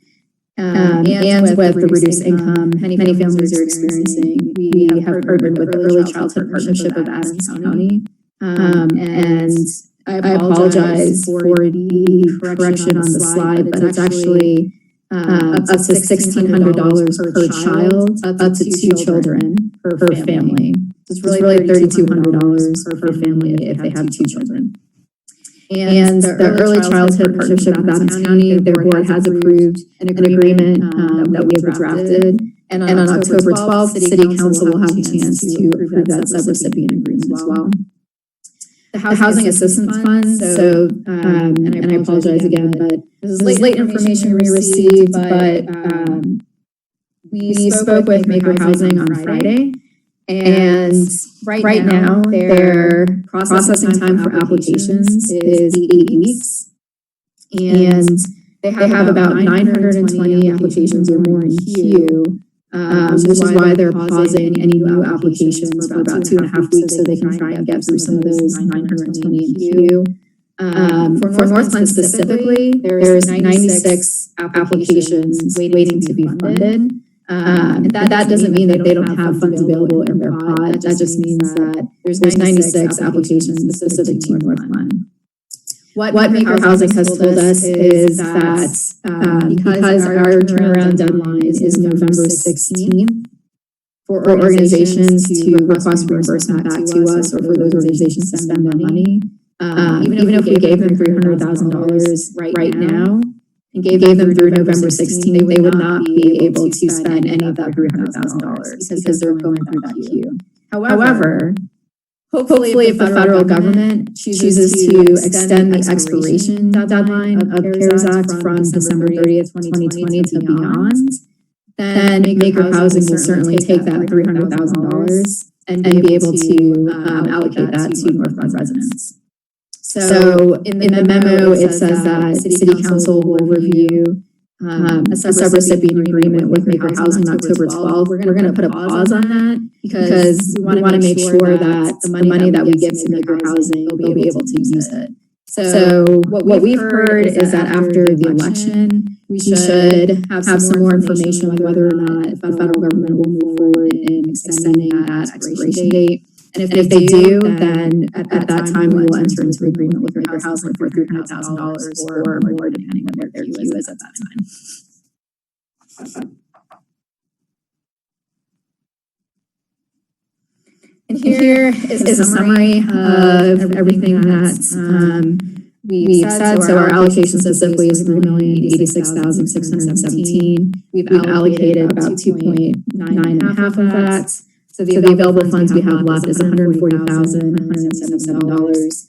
And then that does not include the $300,000 that we project to be left over from that business impact grant.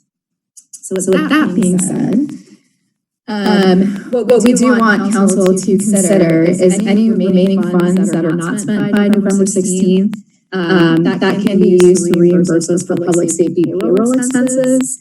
And I know Jason can speak on this a lot more eloquently than I can, but in the new Department of Treasury coronavirus relief funds FAQs, it does specifically say that public safety payroll expenses, you don't have to provide a whole lot of paperwork, I guess, to prove that public safety payroll expenses qualifies for reimbursement under CARES Act.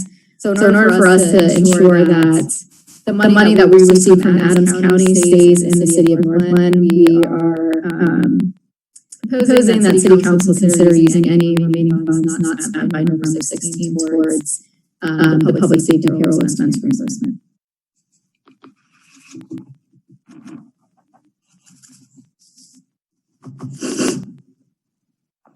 Councilmember Goff?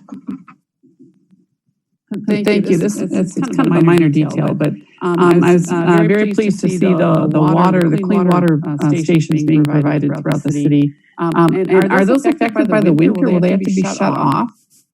Yeah, so thank you for asking that question. So new to Colorado, I'm learning what winterizing things mean. And so when we ordered the water bottle refilling stations, the city council approves that. So there's a 6 to 8 week lag time in receiving the stations and then installation of that. So what I'm being told is that it wouldn't actually be functional until spring. But I imagine COVID is still going to be going on in spring. So it's still going to be an issue. But you're right, it's not going to be impactful right away, but it will be in spring. Well, I'm just like, how about next winter though? I guess that's my question. Do they have to be shut off when the temperature drops to a certain? Yes, I believe so. Okay, all right. I think that was the only question. I was just, it's helpful, but it's in particular for the homeless, people experiencing homelessness, they're still going to need water in the winter, so. Yeah, it's still an issue. Councilmember Malika? Yeah, I have a quick question about the Adams request. So it says headphones and laundry baskets for remote learning pod students. They're not doing remote learning pods anymore because we're all in class now. What would that bill be for? So it's reimbursement. I was just reimbursement for. Okay. Thank you. that helped. Other than that, I'm really excited about the water, and the child care system for everybody, so it's great. So, and I'm okay with moving forward with your recommendation. Yeah, Rupa, I love all of that as well. I did have a question though about the education, not Adams 12, but education of residents. And I'm wondering if we shouldn't brainstorm how to continue to educate, because I was looking at our numbers today, and our Colorado numbers are high. Our Adams County numbers are high. So I feel like we need to do another push for education, or we need to do something, because I really do think there are a lot of residents that think this is over, and that all they have to do is wear their mask because they have to, but they're not really understanding, being on calls with Dr. Douglas, and he's very concerned about these family parties that are happening. Yes, Councilmember Malika can speak to this better than I can, I'm sure. But I think we need to think through that a little bit. Julie? Yeah, and just following up on that, I think there's a lot of, just starting from last week, there's a lot of tension in the air. A lot of people are really nervous about the direction that the county is going, and we're not going in the right direction. And I think that a lot of it are those one-off family gatherings, or birthday parties with friends. I think people feel like they could go back to kind of gathering in large groups again, which we really need to just make sure that folks realize that we are heading in the wrong direction, and when we head in the wrong direction, there's consequences for that, unfortunately, where CDC could come in and make other recommendations for us to kind of shut down again. So I don't know. I think that it's just important that we're clear with our community about the direction our county is headed in, and then what are the consequences of moving in that direction, and then what are some things that each of us could be doing. Of course, wearing a mask, right? But also, avoiding those group gatherings, especially with Halloween. I know my family they've already planned like 3 parties in the next 3 weeks, and I'm not really sure why. But I think people are just really craving to get together again. And especially with Halloween, they want to get those kids together. And we just need to make sure that everybody is aware of where we are and where we're headed, case-wise, which isn't in the right direction, unfortunately. So I wanted to share this slide again, because these were the education efforts that we put our money toward, because we can still do some of the things. I can still do a mayor's video. We can still have an article in the connection. I'm just wondering, there's a lot of things that I feel very conflicted about personally. So for example, having a conversation about bringing council back in person. Are we ready for that or not? That was a topic of the Metro Mayors on Thursday. So there are some councils that are back, some that are not. There's a lot of discussion. So that's an example. The Halloween's an example. We have schools back in session. So are we contradicting ourselves? I'm just really, this is really concerning, because I'm looking at Adams County for sure, but Colorado is the state. Some of our numbers are higher than they've been. Like that. The mountain is going right back up. So I just don't know what we need to do. The standing apart together, I love that, but the time has passed for that, because we're not shut down in the stay at home. So it seems more like I don't know, education about staying the course. Councilmember Goff? Yes, I just want to reiterate what everyone has been saying here. Not only Halloween, but for my own family, we're trying to think about Thanksgiving, Christmas, as the weather gets colder and you can't, have your friends or, few friends or family over in the backyard or outdoors where you could do the socially distanced social gatherings. I would be nice to have some more educational materials that give people advice about how to handle some of these situations. And I also would like to push again, I don't know how much of the flyers or mailers were in Spanish, but I think it would be important to have, more of this going out in different languages. And I know Tri-County has materials explaining a lot of this stuff in a dozen languages probably. But if there's just some way we could really encourage our residents and explain why. We all have this COVID fatigue, and we're all tired of, doing this, whatever, self-quarantining and following all these guidelines. But they are really, really important. And we need to make sure that we get that message out in many ways as we can. Diana, I see that you popped in. Do you have ideas for us? Well, first I wanted to report, and you actually are a perfect example of the challenges with communication.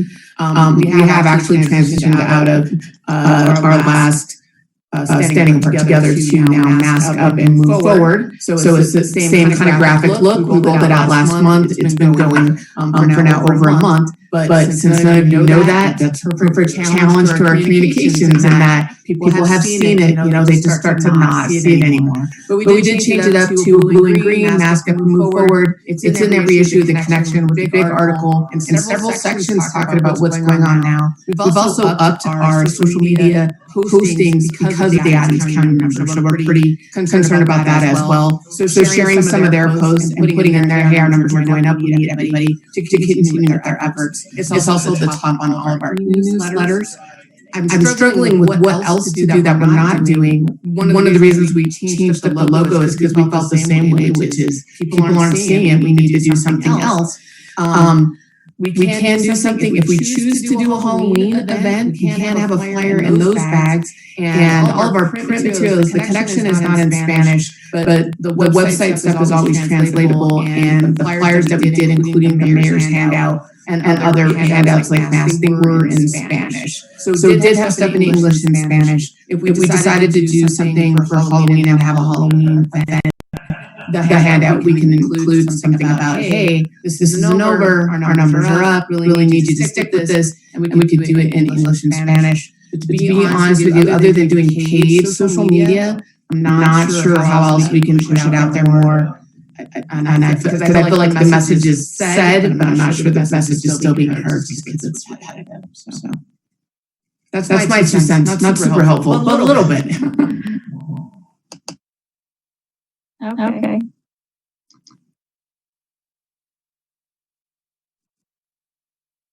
So I don't know, but if you had any information, Councilmember Peterson and then Councilmember Malika.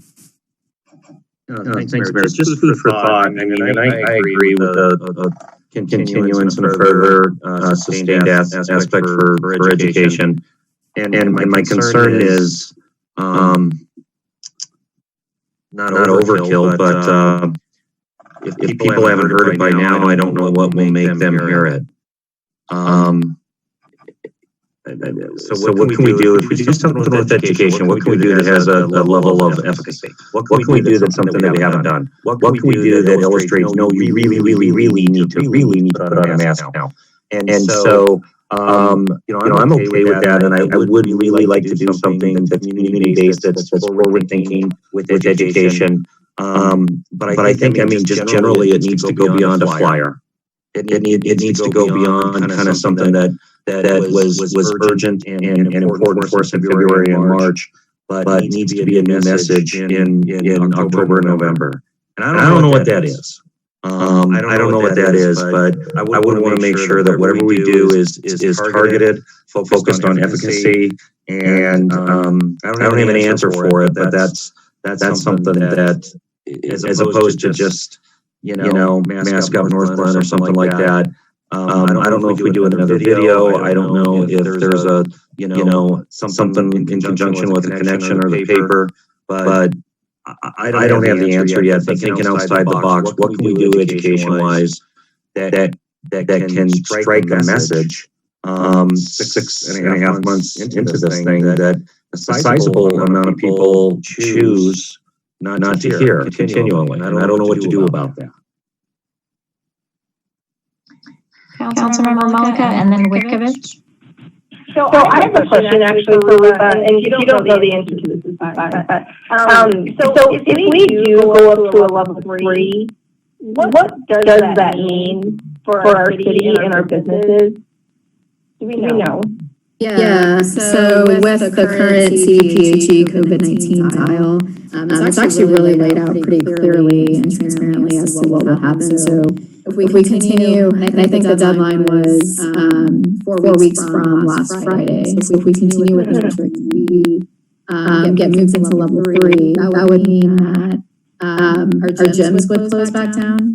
Our personal services like haircuts, massages, those things back down. Our restaurant capacity would move down to 25% from 50% as it is now. Businesses would have to go down to 25%. Offices would have to go down to 25%. So there are some real consequences, like you said, of what would happen if Adams County doesn't get our numbers back down to level 2.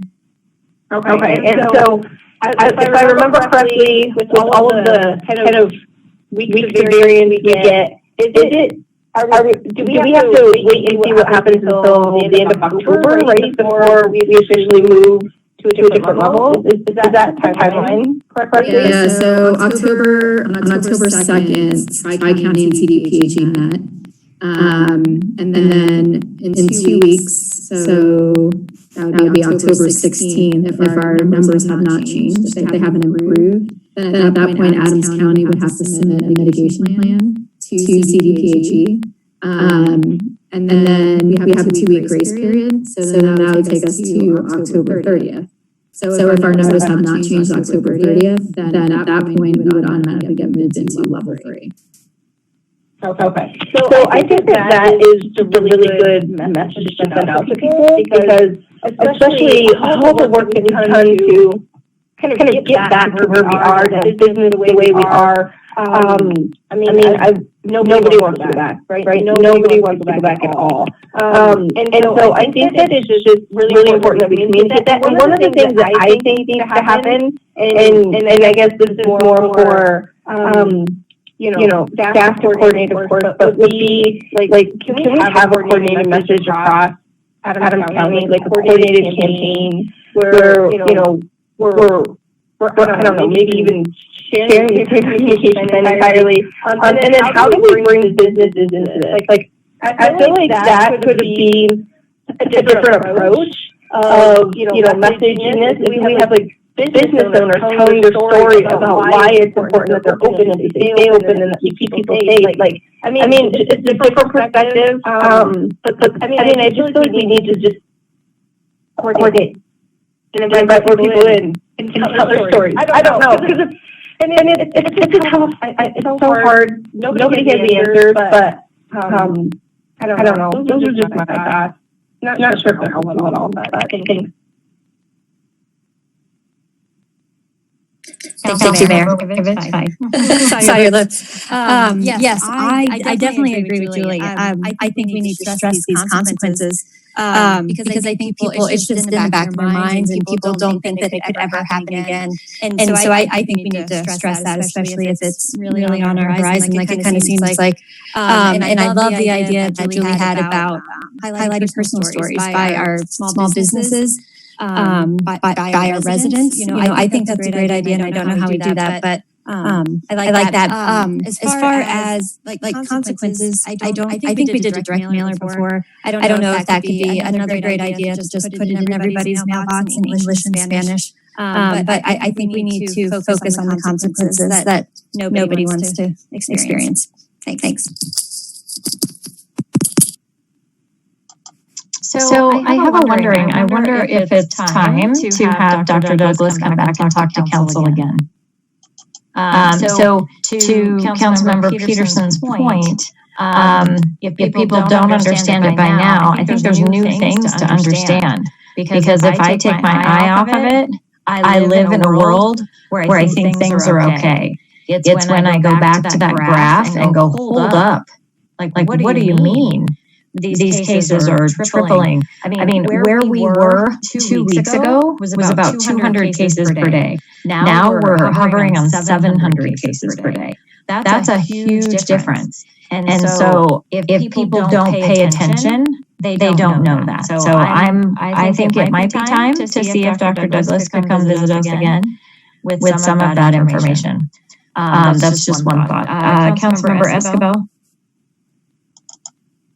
Doing more talking tonight than all year. Education. I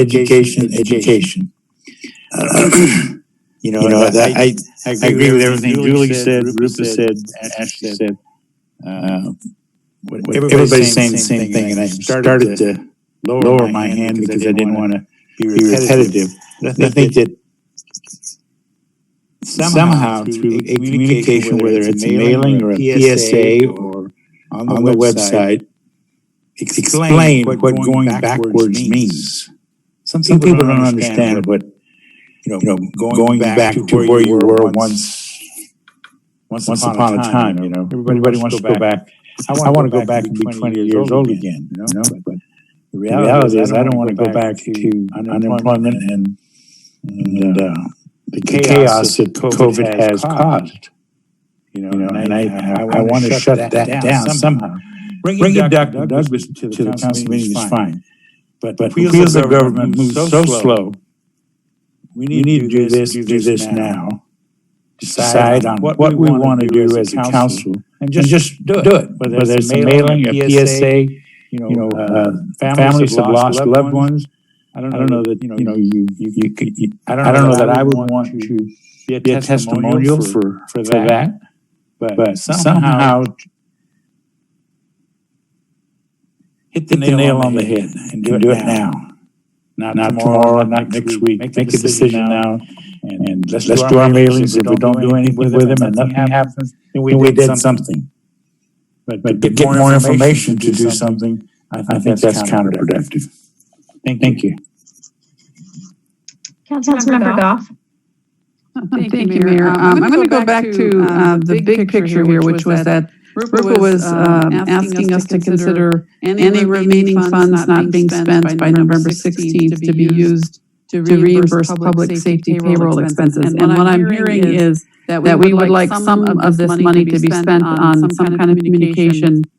And then I guess I'm assuming whatever, then we could go on with the remaining money being spent on public safety payroll expenses. So I think it sounds to me like everybody here is on board for some kind of further communication. I really do think stories are so powerful. If there would be any way we could get people to tell stories, and then about what's going to happen if we don't continue forward, or what the damage has been done to them already, or something like that. But just some, and I'm perfectly fine maybe with in the capable hands of Diana and the communications department in terms of what that's going to be.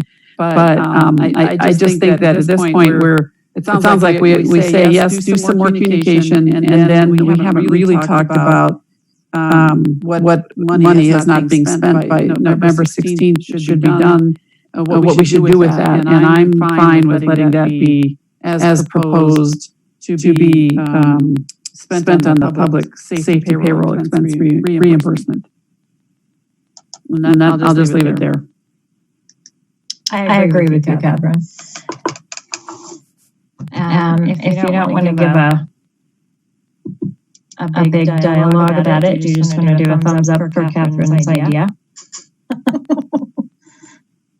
So Diana will do something with communication, and the rest can go toward the payroll piece. Any other final thoughts on that one? There's a little bit of that content that is going to overflow into the next one, I believe. So Diana is here, our Director of Communications, to talk about new resident guide and some additional outreach. So it looks like you have a presentation I'm pulling up right now. Yeah, if you just pull up the page one of the resident guide. There we go. So when I first started, which seems so long ago, I have been here a year, believe it or not. We talked about ways to communicate with people who have just come to Northglenn. And the challenge with this is how do you get information in people's hands? You know, how do you find out who the new people are? How do you get there? Maybe put out papers at facilities, for example. That's obviously not an option right now. We aren't getting that much traffic. So we were looking at this pre-COVID and kind of put it on hold when that started and decided to get back to it. Kyle and Dellery, one of my specialists, put together this piece. We did a number of things. The first is we went and looked at other communities. What are people putting out? What are they doing? There are communities, and Northglenn is one of them, that have had in the past or have now like a packet of materials to give residents. The challenge is how to get it in their hands. Real estate is one option for doing that. However, most real estate agents, work from a number of different cities to a number of different cities. So even if we just gave it to our real estate people in Northglenn, the number of people that they'll actually give it to that move to Northglenn aren't that high. So we were trying to come up with a way that was a little bit more, I wouldn't say a sure thing, but more likely to get in the hands of more people. So luckily we are a utility as well. So we have new water customers every month.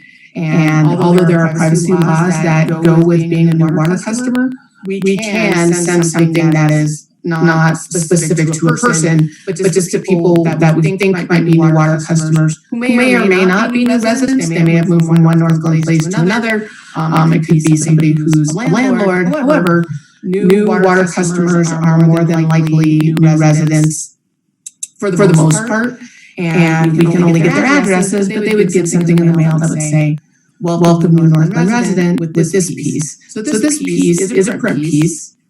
We can also put it on the website so people that are new to town can go and look at it. We can also print some up to have in the house, whether that go to businesses, economic development, front desk, to council members, to code enforcement, whoever might benefit from having some of these, we can give them print copies. But I really think the biggest impact would be a direct mailer to addresses that have a new water account with this basic information. And we came up with the information, like I said, by looking at what other cities are giving out, as well as trying to think, okay, I'm new in town, what would be really helpful? So you'll notice a couple of things. We try to highlight places so you get to know your city, look at all these wonderful, beautiful things in your city.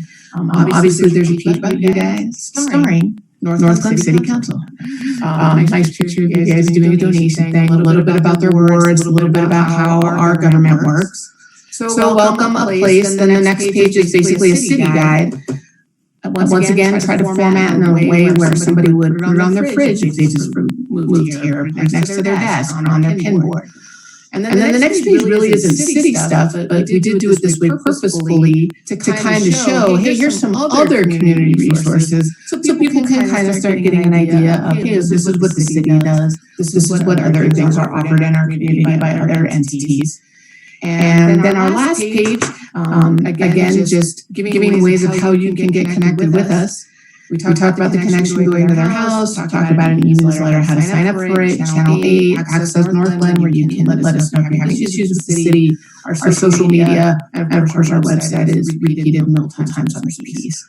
This is 5 pages. We're going to print it in full color. We kind of are debating on the last page, and the reason it's not in here is because what I personally would like to do, if I can make it happen, is a generalized trail map of like our walking trails and biking trails. But what we have on the website right now is exactly what I wanted to use. So I figured, well, I'll bring it to you guys, see what you guys think, if it's going in the direction you'd like. Giving our new residents some basic information, welcoming them to the city. And if you're all good with that, then I'll move forward with it, and I'll have John design a new back page, or Kai, I should say. I think that's really pretty.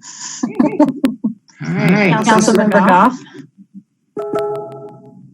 Thank you. I would just say that if you do that new trails map, I want a copy. All right. Sounds good. This does sound, it looks good and it sounds good. Thank you. Councilmember Wilford, I think she has her hand up, but I don't see her anymore. Oh, sorry about that. There you are. Yeah. Diana, this is fantastic. This is something we've been talking about as a council since 2017, and I think you did a really amazing job bringing the vision to life. So thank you. Welcome. I'm sorry it took so long. We got sidelined a little bit, but we're on it again. All right. Anybody else? Any other comments? Everybody's okay with the messaging we did on your behalf? Okay. Then I'm going to move forward and come up with page 6, and you'll all get copies once they get printed up. Okay. Thanks.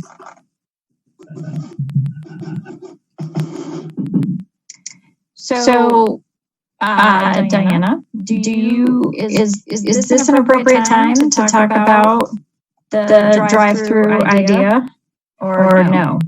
I may as well just do it if that's okay with Heather. Is that okay?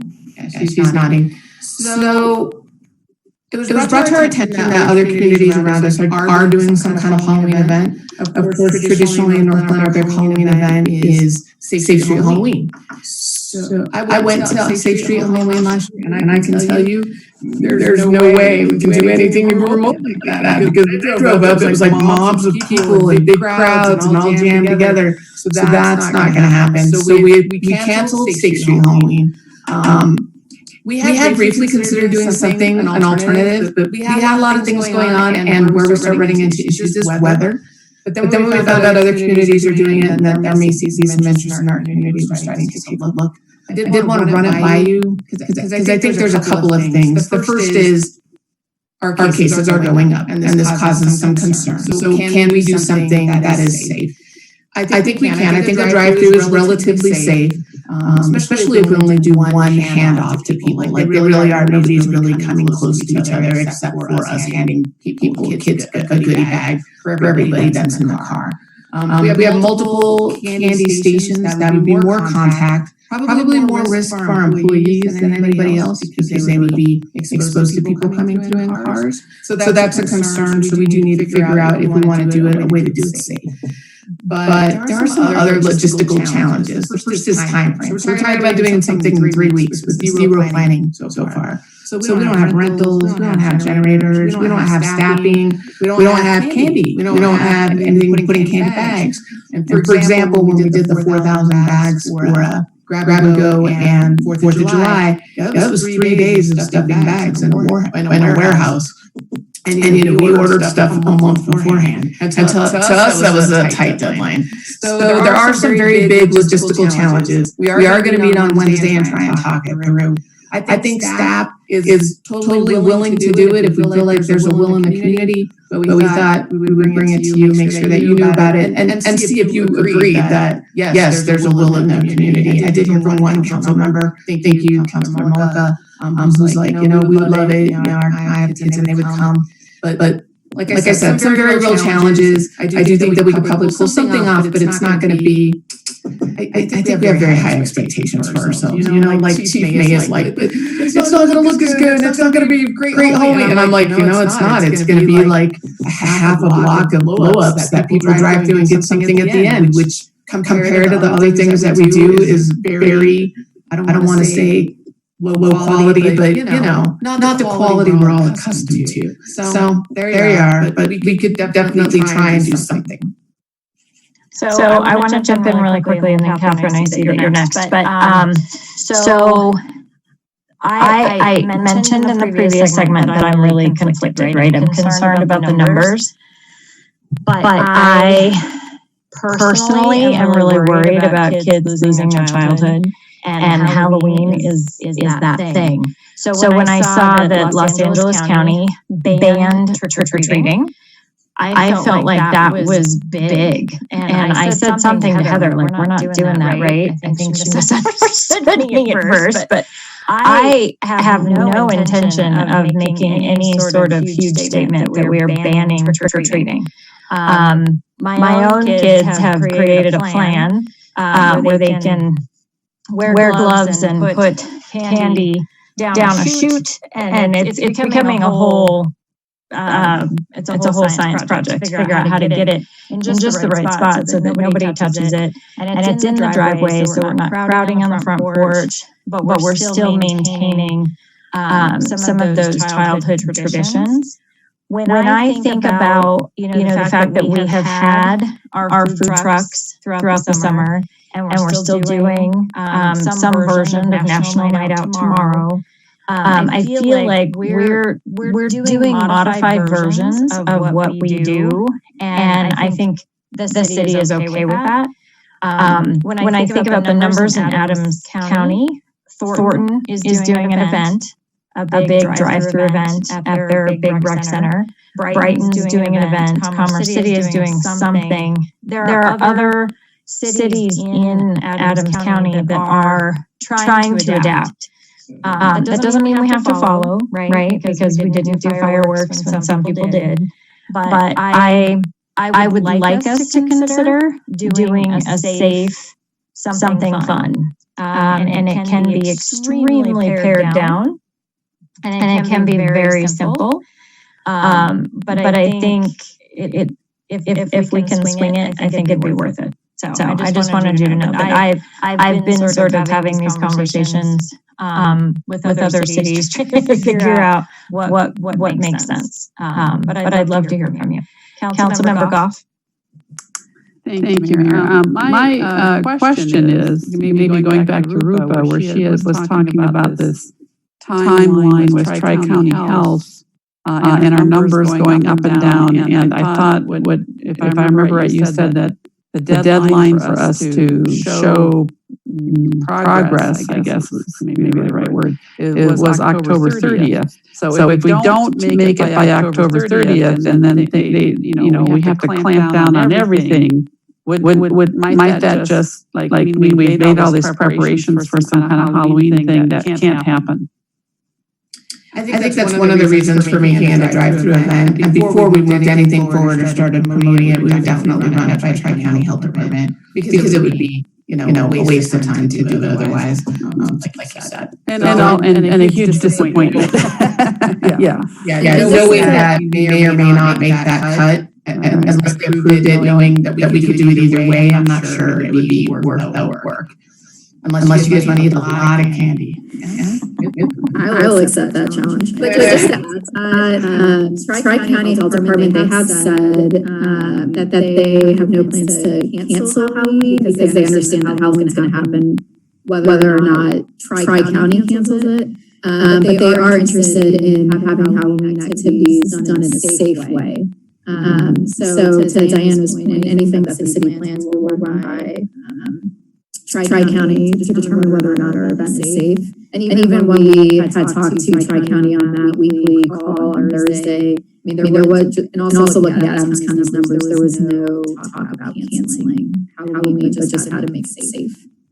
Well, I wonder too if if something like a drive-in movie kind of situation, which I know is not nearly as much fun, but maybe that could be like Plan B for the weather. I mean, I don't know how. If a drive-in movie is something you can do when the weather's bad over something else, but that might be a possibility in my mind too, is to have, or maybe just in addition is, the place some kind of Halloween movie.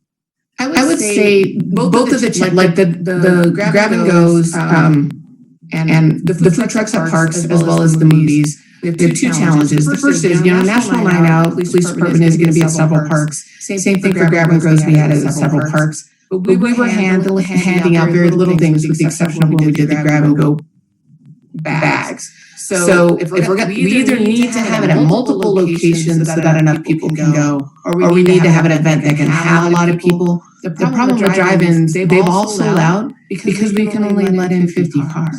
So 50 is nothing when you know that 5 people used to come to North High School, right? And even the drive-through, I gotta be honest with you, we get like 75 people at the concerts that we did with the truck grab and goes. So that's still, that's 400 people. Once again, not even close to what we could get with a Halloween event. So it's really trying to gauge, knowing how our community has responded to these types of events around the same time of year, trying to at least offer something that's large enough that we can accommodate enough people and we're not turning a lot of people away. Because otherwise we've just kind of defeated our purpose, right? We want to offer people a safe alternative, but if our safe alternative only really it's good for 50 families, I'm not sure that we really met our goal. Yeah, I guess I would say, approve doing something and let you guys figure out what that could be, because as you said, we've got a short amount of time and a lot of constraints that you're gonna have to navigate. Councilmember Malika? So I think that, I think that an event, no matter even how small it is, remember, like, children have very low expectations.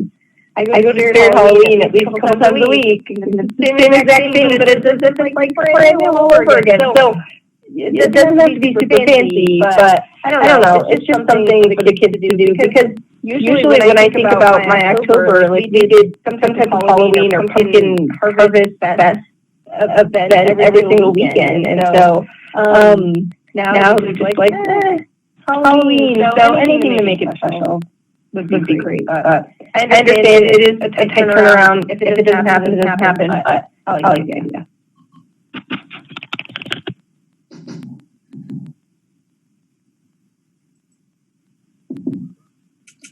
Anybody else want to weigh in?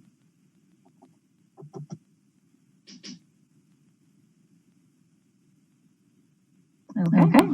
All right. Well, I'm going to take that as you guys are saying move forward if at all possible.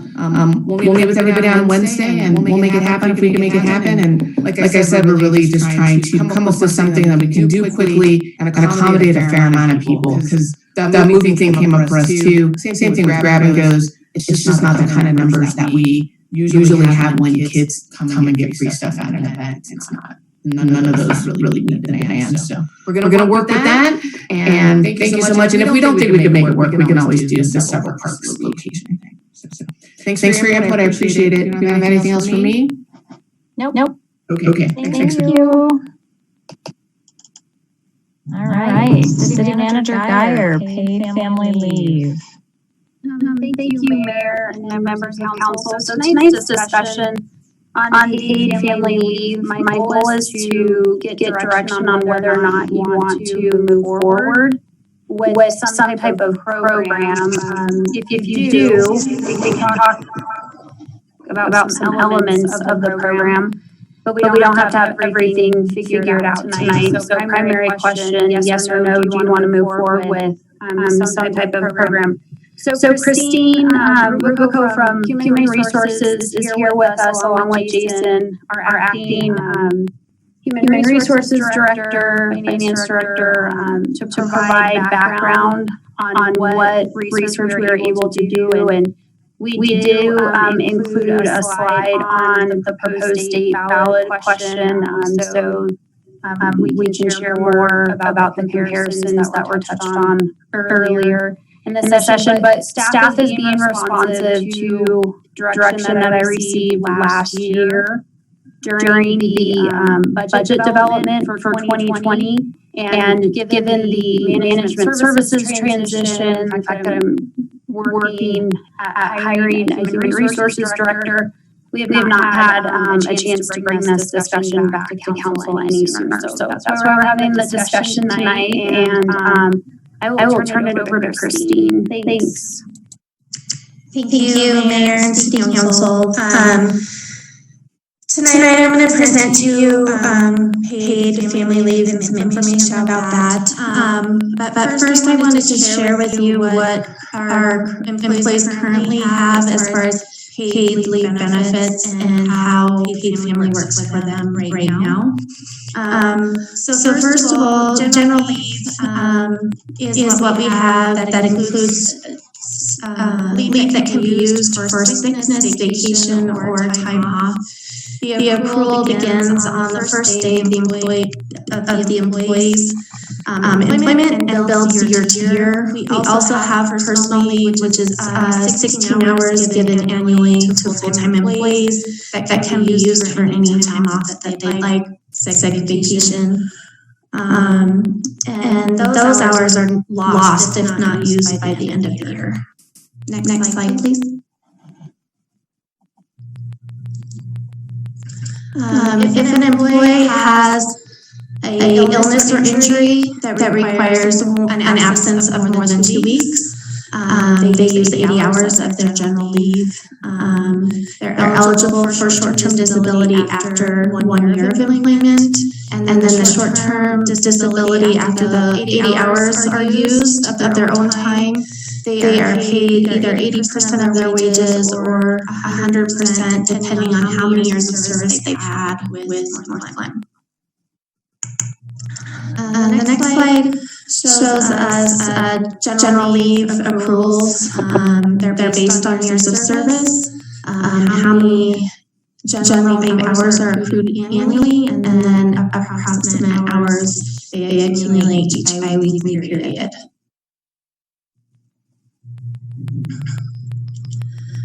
We also, of course, have Family Medical Leave Act. This provides up to 12 weeks unpaid job protective leave. And employees can use it for their own serious health condition, the birth of a child, placement of a child for adoption or foster care, or to bond with a newborn or newly placed child. They also can care for a family member. Family members defined as a spouse, parent, or child due to their serious health condition. And then it's continued on the next slide. And it also applies to military qualifying extended and care for a family member who's been in service that was seriously injured or ill. And for the service member, it can be up to 26 weeks available for them. The family medical leave is eligible, or employees are eligible after 1 year of employment, and they have to work at least 1,250 hours preceding the leave. Next slide. So our current leave benefit, if an employee is out on their own serious health condition, they would utilize their 80 hours of general leave, and then the city provides the short-term disability. The length of the disability is determined by the doctor, and it's up to 448 hours that they could use either 80% or 100% if they've been with the city for over 10 years. Next slide. And then the unpaid family leave. This is where an employee would use their own general leave hours if they wanted to take up to 12 weeks of leave for placement of a child for adoption or foster care, bond with a newborn or newly placed child. This would include paternity leave. They can also care for a family member due to their serious health condition, which would only include spouse, parent, or child, and then the military care for a service member or qualifying exigency. So, why we would consider paid family leave? It allows employees to be with their families during the most important or significant times in their lives. Northglenn can become a more family-friendly employer. Some of the benefits we found from paid family or caregiver leave, family bonding and improved health outcomes. Women are more likely to return after childbirth rather than just leave the workforce altogether. Improved productivity and employee performance, and improved employee morale.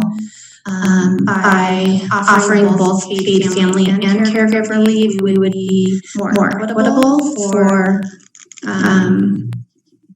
providing different things for those that may have different events in their lives. And then it would also provide cross-training opportunities. If someone goes out on leave, someone has to do their job. So it could be a potential training opportunity and also a competitive recruiting advantage. Next slide, please. I did look into some of our neighboring communities, and while this is not all inclusive, this is what was provided for those who responded to my inquiry. Adams County does provide a paid parental leave benefit. It is 6 weeks. And they do not have a caregiver leave policy. Boulder offers a 12 weeks paid parental leave with no caregiver leave policy. The cities of Brighton, Firestone, Lafayette, Lakewood, Golden, and Thornton offer FMLA only, which is what we provide. They offer up to 12 weeks of job protected leave, and then the employee is responsible for utilizing their own paid time off. And then Westminster has something similar to that, although they do have a major illness policy, which gives 6 weeks paid maternity leave after a 2-week waiting period. And there is no parental or caregiver leave for Westminster.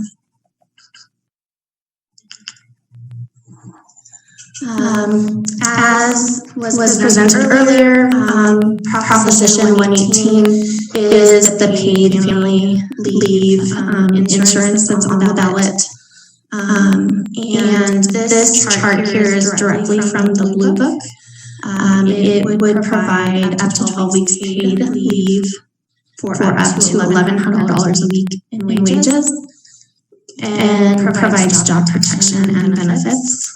It would cover such things as bonding with a new child, caring for yourself, or others during a serious illness, leave for also domestic or sexual abuse, and assisting a family member called to active duty.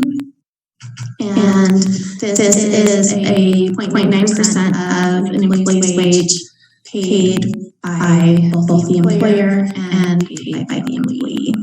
The city does have an option to opt out of this if it passes. However, the employee can still opt into it. Next slide.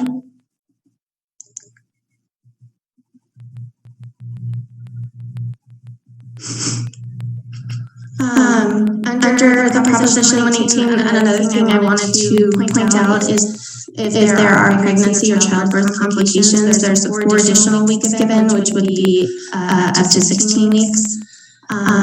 If we look at it just as a city employee, because of the $1,100 weekly cap, that would replace about 77% of a city employee's wage based on the average salary of the city. The benefit would be available after $2,500 in earnings, and they're eligible for job protection after 180 days of employment, which is different from the FMLA, which you have to be employed for 1 year. It has a broad definition of family member, so it explains that it would be anyone that has, the coverage would be for anyone that has a significant bond to the employee. So it would be outside of what FMLA covers as far as just a spouse, parent, or child. And as I said earlier, employees may still opt in if the city opts out.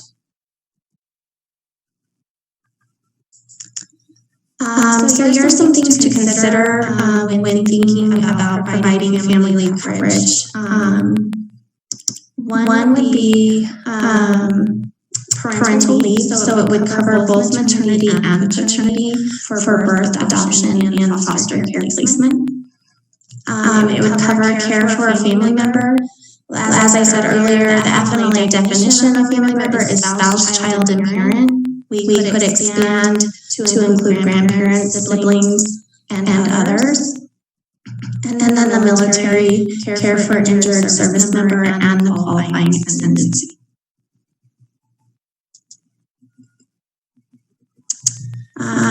This is to cover, so I'm going to give you a few different scenarios that would just show what the employee's potential responsibility in using their leave versus what the city covers. And then this can go, however we would like it to go.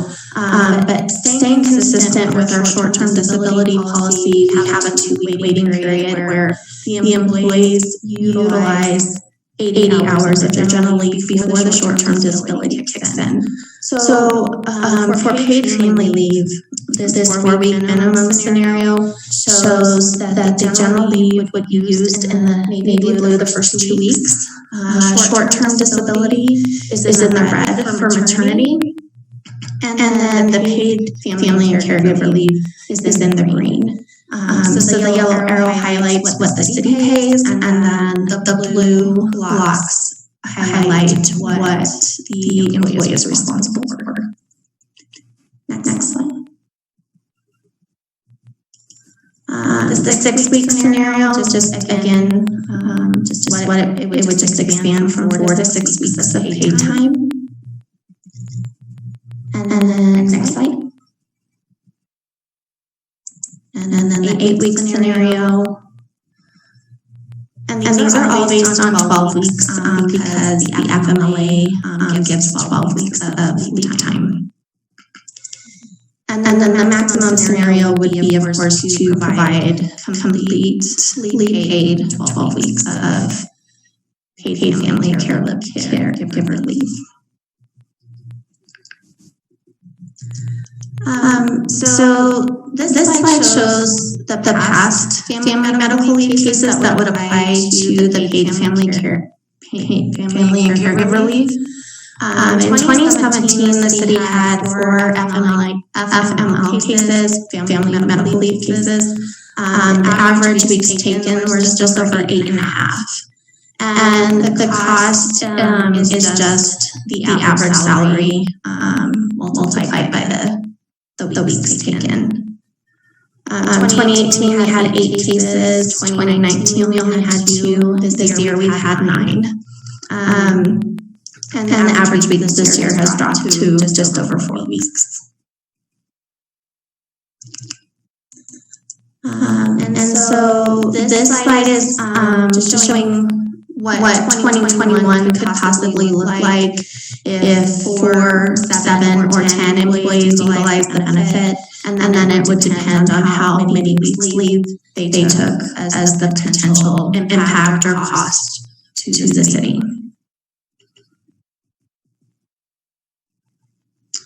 And so tonight we're seeking feedback. Should we move forward with the paid family leave policy?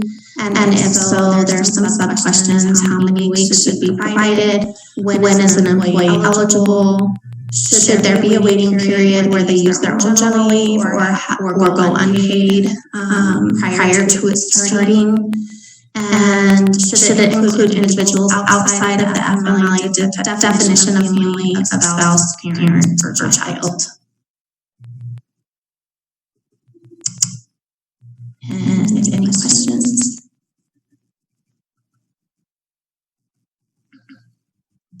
Councilmember Goff? Thank you. I don't know that I necessarily have questions, and I'm not sure how many of those questions you asked I could answer, but I would say that I do think whatever we decide to do, that it should include a broader explanation of family, because I think nowadays families have all different makeups and constructions, and I know my own family that one of my uncles was a major caretaker for one of my other uncles after my grandparents died. And so I would not like to see it just limited, to that, the bare minimum that you had mentioned of parent, child, and spouse. So that I definitely think there should be an expanded definition of family. All the other questions, I guess, I'd like to hear what other people have to say, because I'm not sure. I'm getting a lot of echoing, but I'm not sure what I would say about any of those at this point. Thank you. Mayor Pro Tem Wilford? Thank you, Madam Mayor. The one question that I had is, Jason, this may be one for you. Has there been any analysis done on the cost between establishing our own program at the 12-week limit versus how much a paid family leave program would cost our city if the ballot measure did pass and we did not opt out. Does that make sense? Yes, it does. Makes sense. So the estimate for the Proposition 118, the cost of the city if we were to split 50-50 with the employee would be about $86,000. Okay. Thanks for that. I appreciate it. And so I guess I'm really interested in what other folks have to say. I would, paid family leave is something I think we should absolutely be considering, because I think not only is it the right thing to do, but because it makes the city, I think it really helps us to be able to attract and retain quality staff in the long term. And I don't know about you folks, but I can't think of, I have a million people that I can think of that have needed paid family leave and have been forced into some really difficult situations because they haven't had it at their, they haven't had access to it. I know when my grandmother was diagnosed with dementia, my mom was forced into an early retirement because she wasn't going to be able to take unpaid leave, and she needed to draw down from her retirement. I know from having my own son that my husband wasn't able to be there when my son was he was there when he was born, but he wasn't there after my son was born because we couldn't afford for my husband to take off and not have paid leave. So I know that my examples are probably one of a million, and so I hope that this is something we can move forward on. And I think that we can absolutely put a program into place between now and 2024, which is when I believe that the program, that the state ballot measure, if it does pass, would come online. So I'm interested to hear what other folks have to say as well.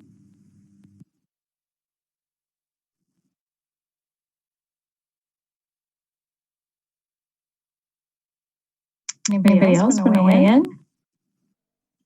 Do you have questions to clarify? Councilmember Whitkovich? Thank you, Mayor. I would definitely support such a program. I struggle with the other questions. I guess with the exception of including other family members, I would definitely support that. But yeah, I'm not quite sure about how many weeks. I do like the waiting period because I think that involved using your own PTO before it kicks in. I would support that, but I don't know about eligibility or how many weeks.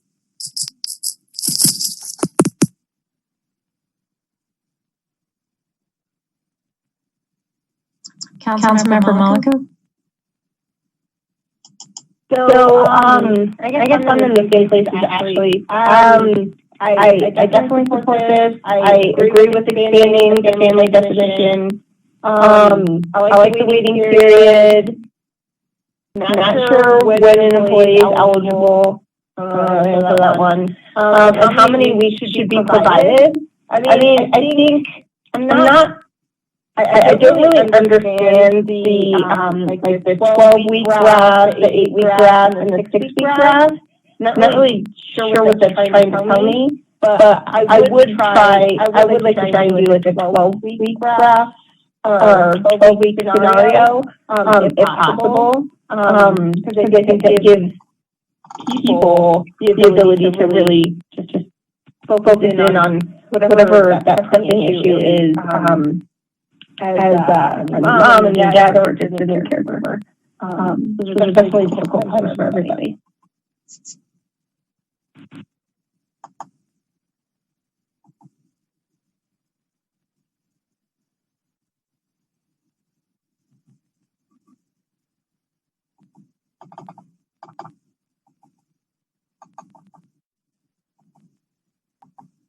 Mayor. City Manager Geyer. I was just going to clarify that the scenarios show area of responsibility. So what the individual employee would be responsible for. So you've heard the waiting period mentioned a couple times in terms of that 2-week So employee in the different scenarios, with the exception of the 12-week scenario, they would not be required to use any of their leave. It would be fully covered. So that's what that 12-week scenario, maximum benefit, you could say that, shows. And so we can design this any way we want. And so part of tonight's purpose is, again, do you want to move forward with a plan? And then what level is council comfortable with between that 4-week and 12-week scenario that we laid out for you? So Heather, I'm going to pull these up again because I think it may take another minute to digest. I don't know why there's that. Christine, can you mute yourself? Do you have YouTube on or? Yeah, that does help. Thank you, Christine. Yeah. There's a delay at some point, but it does take a minute to sort of digest what we're seeing. So, I also agree that we should broaden the definition of family. I don't think that should be narrow. Looking at this would say that they would use their first 2 weeks of their own leave, and then we would move into paid leave. So this, where it says 4 week, it actually turns into 6 or 10. So I don't know. I guess that's why I was like, I don't know why it says 4, because they start with 2 and then they use 4 more. So this is a 6 week, and then this one is an 8 week up to 12. I don't know. I'm getting confused by the. Sure. And then I will try to unpack this. So why don't we just walk through maternity at this point? Christine, you want to walk council through starting maternity 4 week and then walk through to 12 week. Okay. So the 4 week or the 6 week? Start with 4 week. Okay. If you could go back one slide, please. So the top one is for maternity. That's for the mother giving birth to the child. She has her own, the short-term disability covers her time away that's medically necessary, which is typically either 6 or 8 weeks, dependent on the delivery. So currently, a mother would use 2 weeks of their own general leave, and then their short-term disability would kick in, which is the red. After the 2 weeks, they would have typically, for a natural delivery, 4 weeks of short-term disability. And then if we were to implement 4 weeks of paid family leave, that would be in the green. So the mother would receive 10 weeks. And then if they wanted to take 12, they're eligible for that. But that last 2 weeks would again be with their own general leave. Does that make sense? So part of what is at play here is we have short-term disability and then the mechanics. We've got to figure out how they fit together. And so that's part of what this chart depicts. So the second one would be the parental leave, which is just duplicate with the caregiver leave. So right now, they wouldn't qualify for short-term disability, so they would take their own general leave for the first 2 weeks, their waiting period, and then they would have 4 weeks of family leave. And then if they wanted to take up to 12, because that's what they're eligible for, just through FMLA, then they could use general leave for the remainder of that time. So the blue is their leave, the green is the family leave, and then the red is the short-term disability that only applies to the mother or giving birth.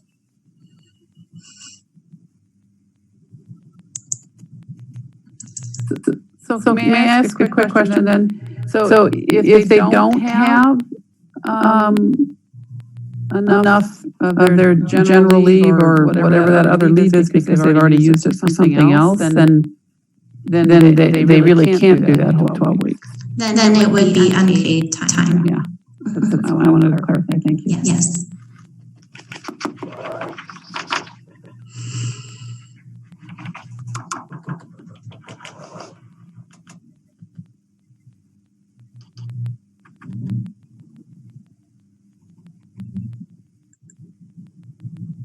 Mayor, can I ask a question? Sorry, I said your name, but I was muted. Oh, sorry, I didn't hear you. I was like, no. Okay. Quick question. Why is there a 10-week option? So like, if you were to do, the 2 weeks of general leave unpaid, and then 10 weeks of the green bar, which would be the paid family leave. Am I missing something? What am I missing? No, there's no reason there's not a 10-week. We could certainly do 10 weeks. The graph would just be different. But there's no real reason why there's no 10 weeks option. I mean, we can certainly make that an option. There's just not a display of that. Okay, because I think that's what I was kind of thinking. I would do of doing the 2 weeks of your own general paid general leave, so you use that for 2 weeks, and then the rest would be a green bar for the paternal caregiver graph.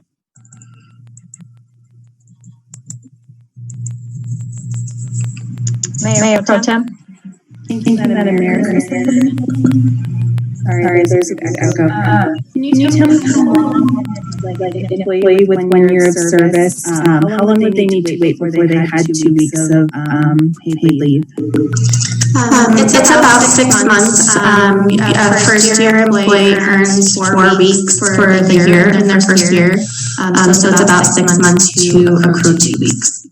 Okay. And then is there anything that would prevent them if they were saving up every single day and they had all 4 weeks? Would they be able to tack that on to whatever is decided this evening and like be able to extend that?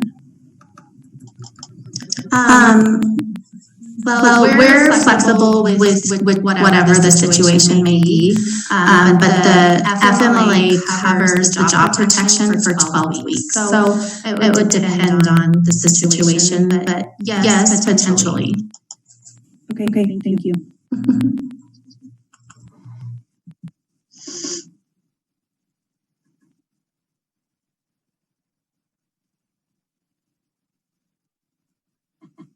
Councilmember Goff? Thank you, Mayor. And I apologize for just shouting out my question earlier, but the slides were going by so fast. I wanted to ask that question. I think I'm kind of with Councilmember Mollica that maybe the 8-week scenario makes the most sense to me. If the FMLA or the short-term disability or whatever we're calling that red bar, if that can be coordinated in, I think that's probably the first avenue that I would investigate. And then definitely, as we've all, I think most of us have agreed on expanding the definition of family. Councilmember Whitkovich? Thank you, Mayor. Now that it's been explained a little more and I digested it, I would definitely go with the 8-week scenario. I think that makes most sense. Thanks. I actually agree with you, Ashley. Mayor Pro Tem, is your hand up again? Yeah, I just wanted to ask a clarifying question. Councilmember Mollica, were you saying 8 weeks or did you say you wanted to see a 10-week option? I wanted to see a 10-week option. Yeah. I wanted to see the 2 weeks of general leave and then the rest of it covered by the paid family. So the 10-week option is in here. So I would vote for that one if it was. Okay, thanks. I just wanted to clarify that because that was my preference as well.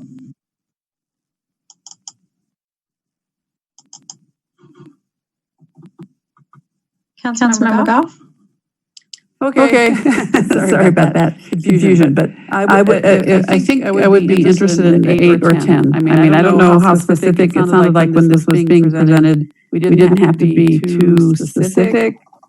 So, that would be the direction I'd like to go to see a comparison. I know the estimated 2021 impact. I mean, we don't have a 10-week one on there either. And it does seem like in the past years that most people aren't taking 12 weeks. I mean, but I don't know if that's just because they would have had to pay more out of their own pocket or what, what the deal was there. But so if we're still in the investigative stage, I'd say I'd like to look at both the 8 and 10 week plan.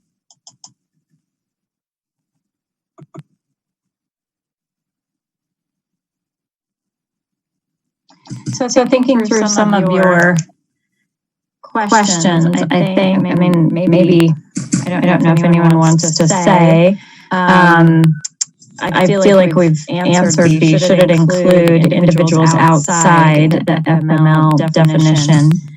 I haven't heard someone say no. I think it possibly you have some consensus on that. Does anyone want to speak to that?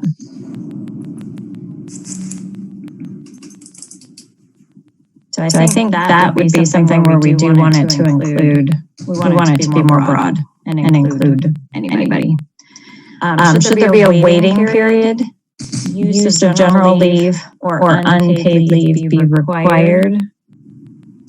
I think we heard some yes on that, and I would agree. Anybody want to speak differently on that one? Okay. And then when is the employee eligible? Did we tackle that one?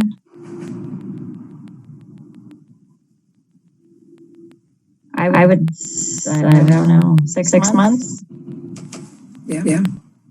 Can I ask a question, Meredith? Yeah. I don't know if other cities have this policy, but I've seen other organizations outline a requirement that after an employee has taken paid family leave, that there's some like requirements to stay a full calendar year afterwards or something like that, or else they have to pay it back. Like, is that something that you all saw, Christine or Jason, in your research? I'm not advocating for it, I'm just curious. No, that's not something we saw. And as far as just to answer on the when should they be eligible, you have to be eligible, or you aren't eligible for FMLA until you've been with the city for a year. We have seen some of the paid family leave where the employee completes probation and then they're eligible, which would be 6 months. But no requirement to stay that I've heard.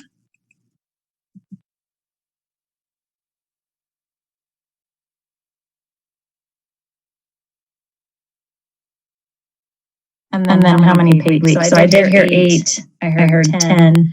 Unless the 8 on top of the 2 equals 10. Or is it the 10 on top of the 2 equals 12? I don't know. What Jason said. Okay. Yes, I believe that we've determined that it's a 2-week waiting period or general leave used or unpaid, combined with 10 additional weeks, possibly after 6 months of employment. That's what I'm hearing, yeah. I think that's something that we can move forward with. Investigating a little bit more to really identify the program specifically. There's a very broad program, and then there's knowing details on the back end. That's something that we can work through as staff. Okay. Any final comments? No? Okay. Thank you. Thank you, Christine and Jason. Before we say goodbye, I just want to do one final plug to council. If you saw my email about an optional kind of on the side book study, let me know. We've got a little bit of interest, and Susan can order the books for you, so you don't have to order them. So far, I think I have Heather and Catherine and Julie and Ashley, I believe. It is not mandatory. You're not a terrible person if you don't have time or don't want to do it. So please know that part. I'm reading it anyway, and so we can put together, I'm a teacher. I'm going to give you a little book study schedule.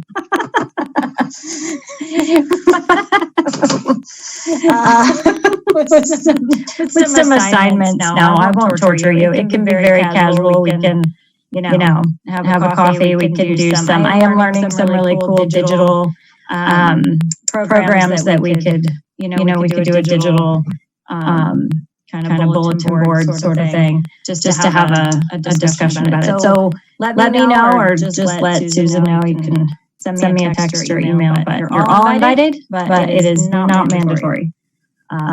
So thank you all, and I hope you have a great rest of your evening.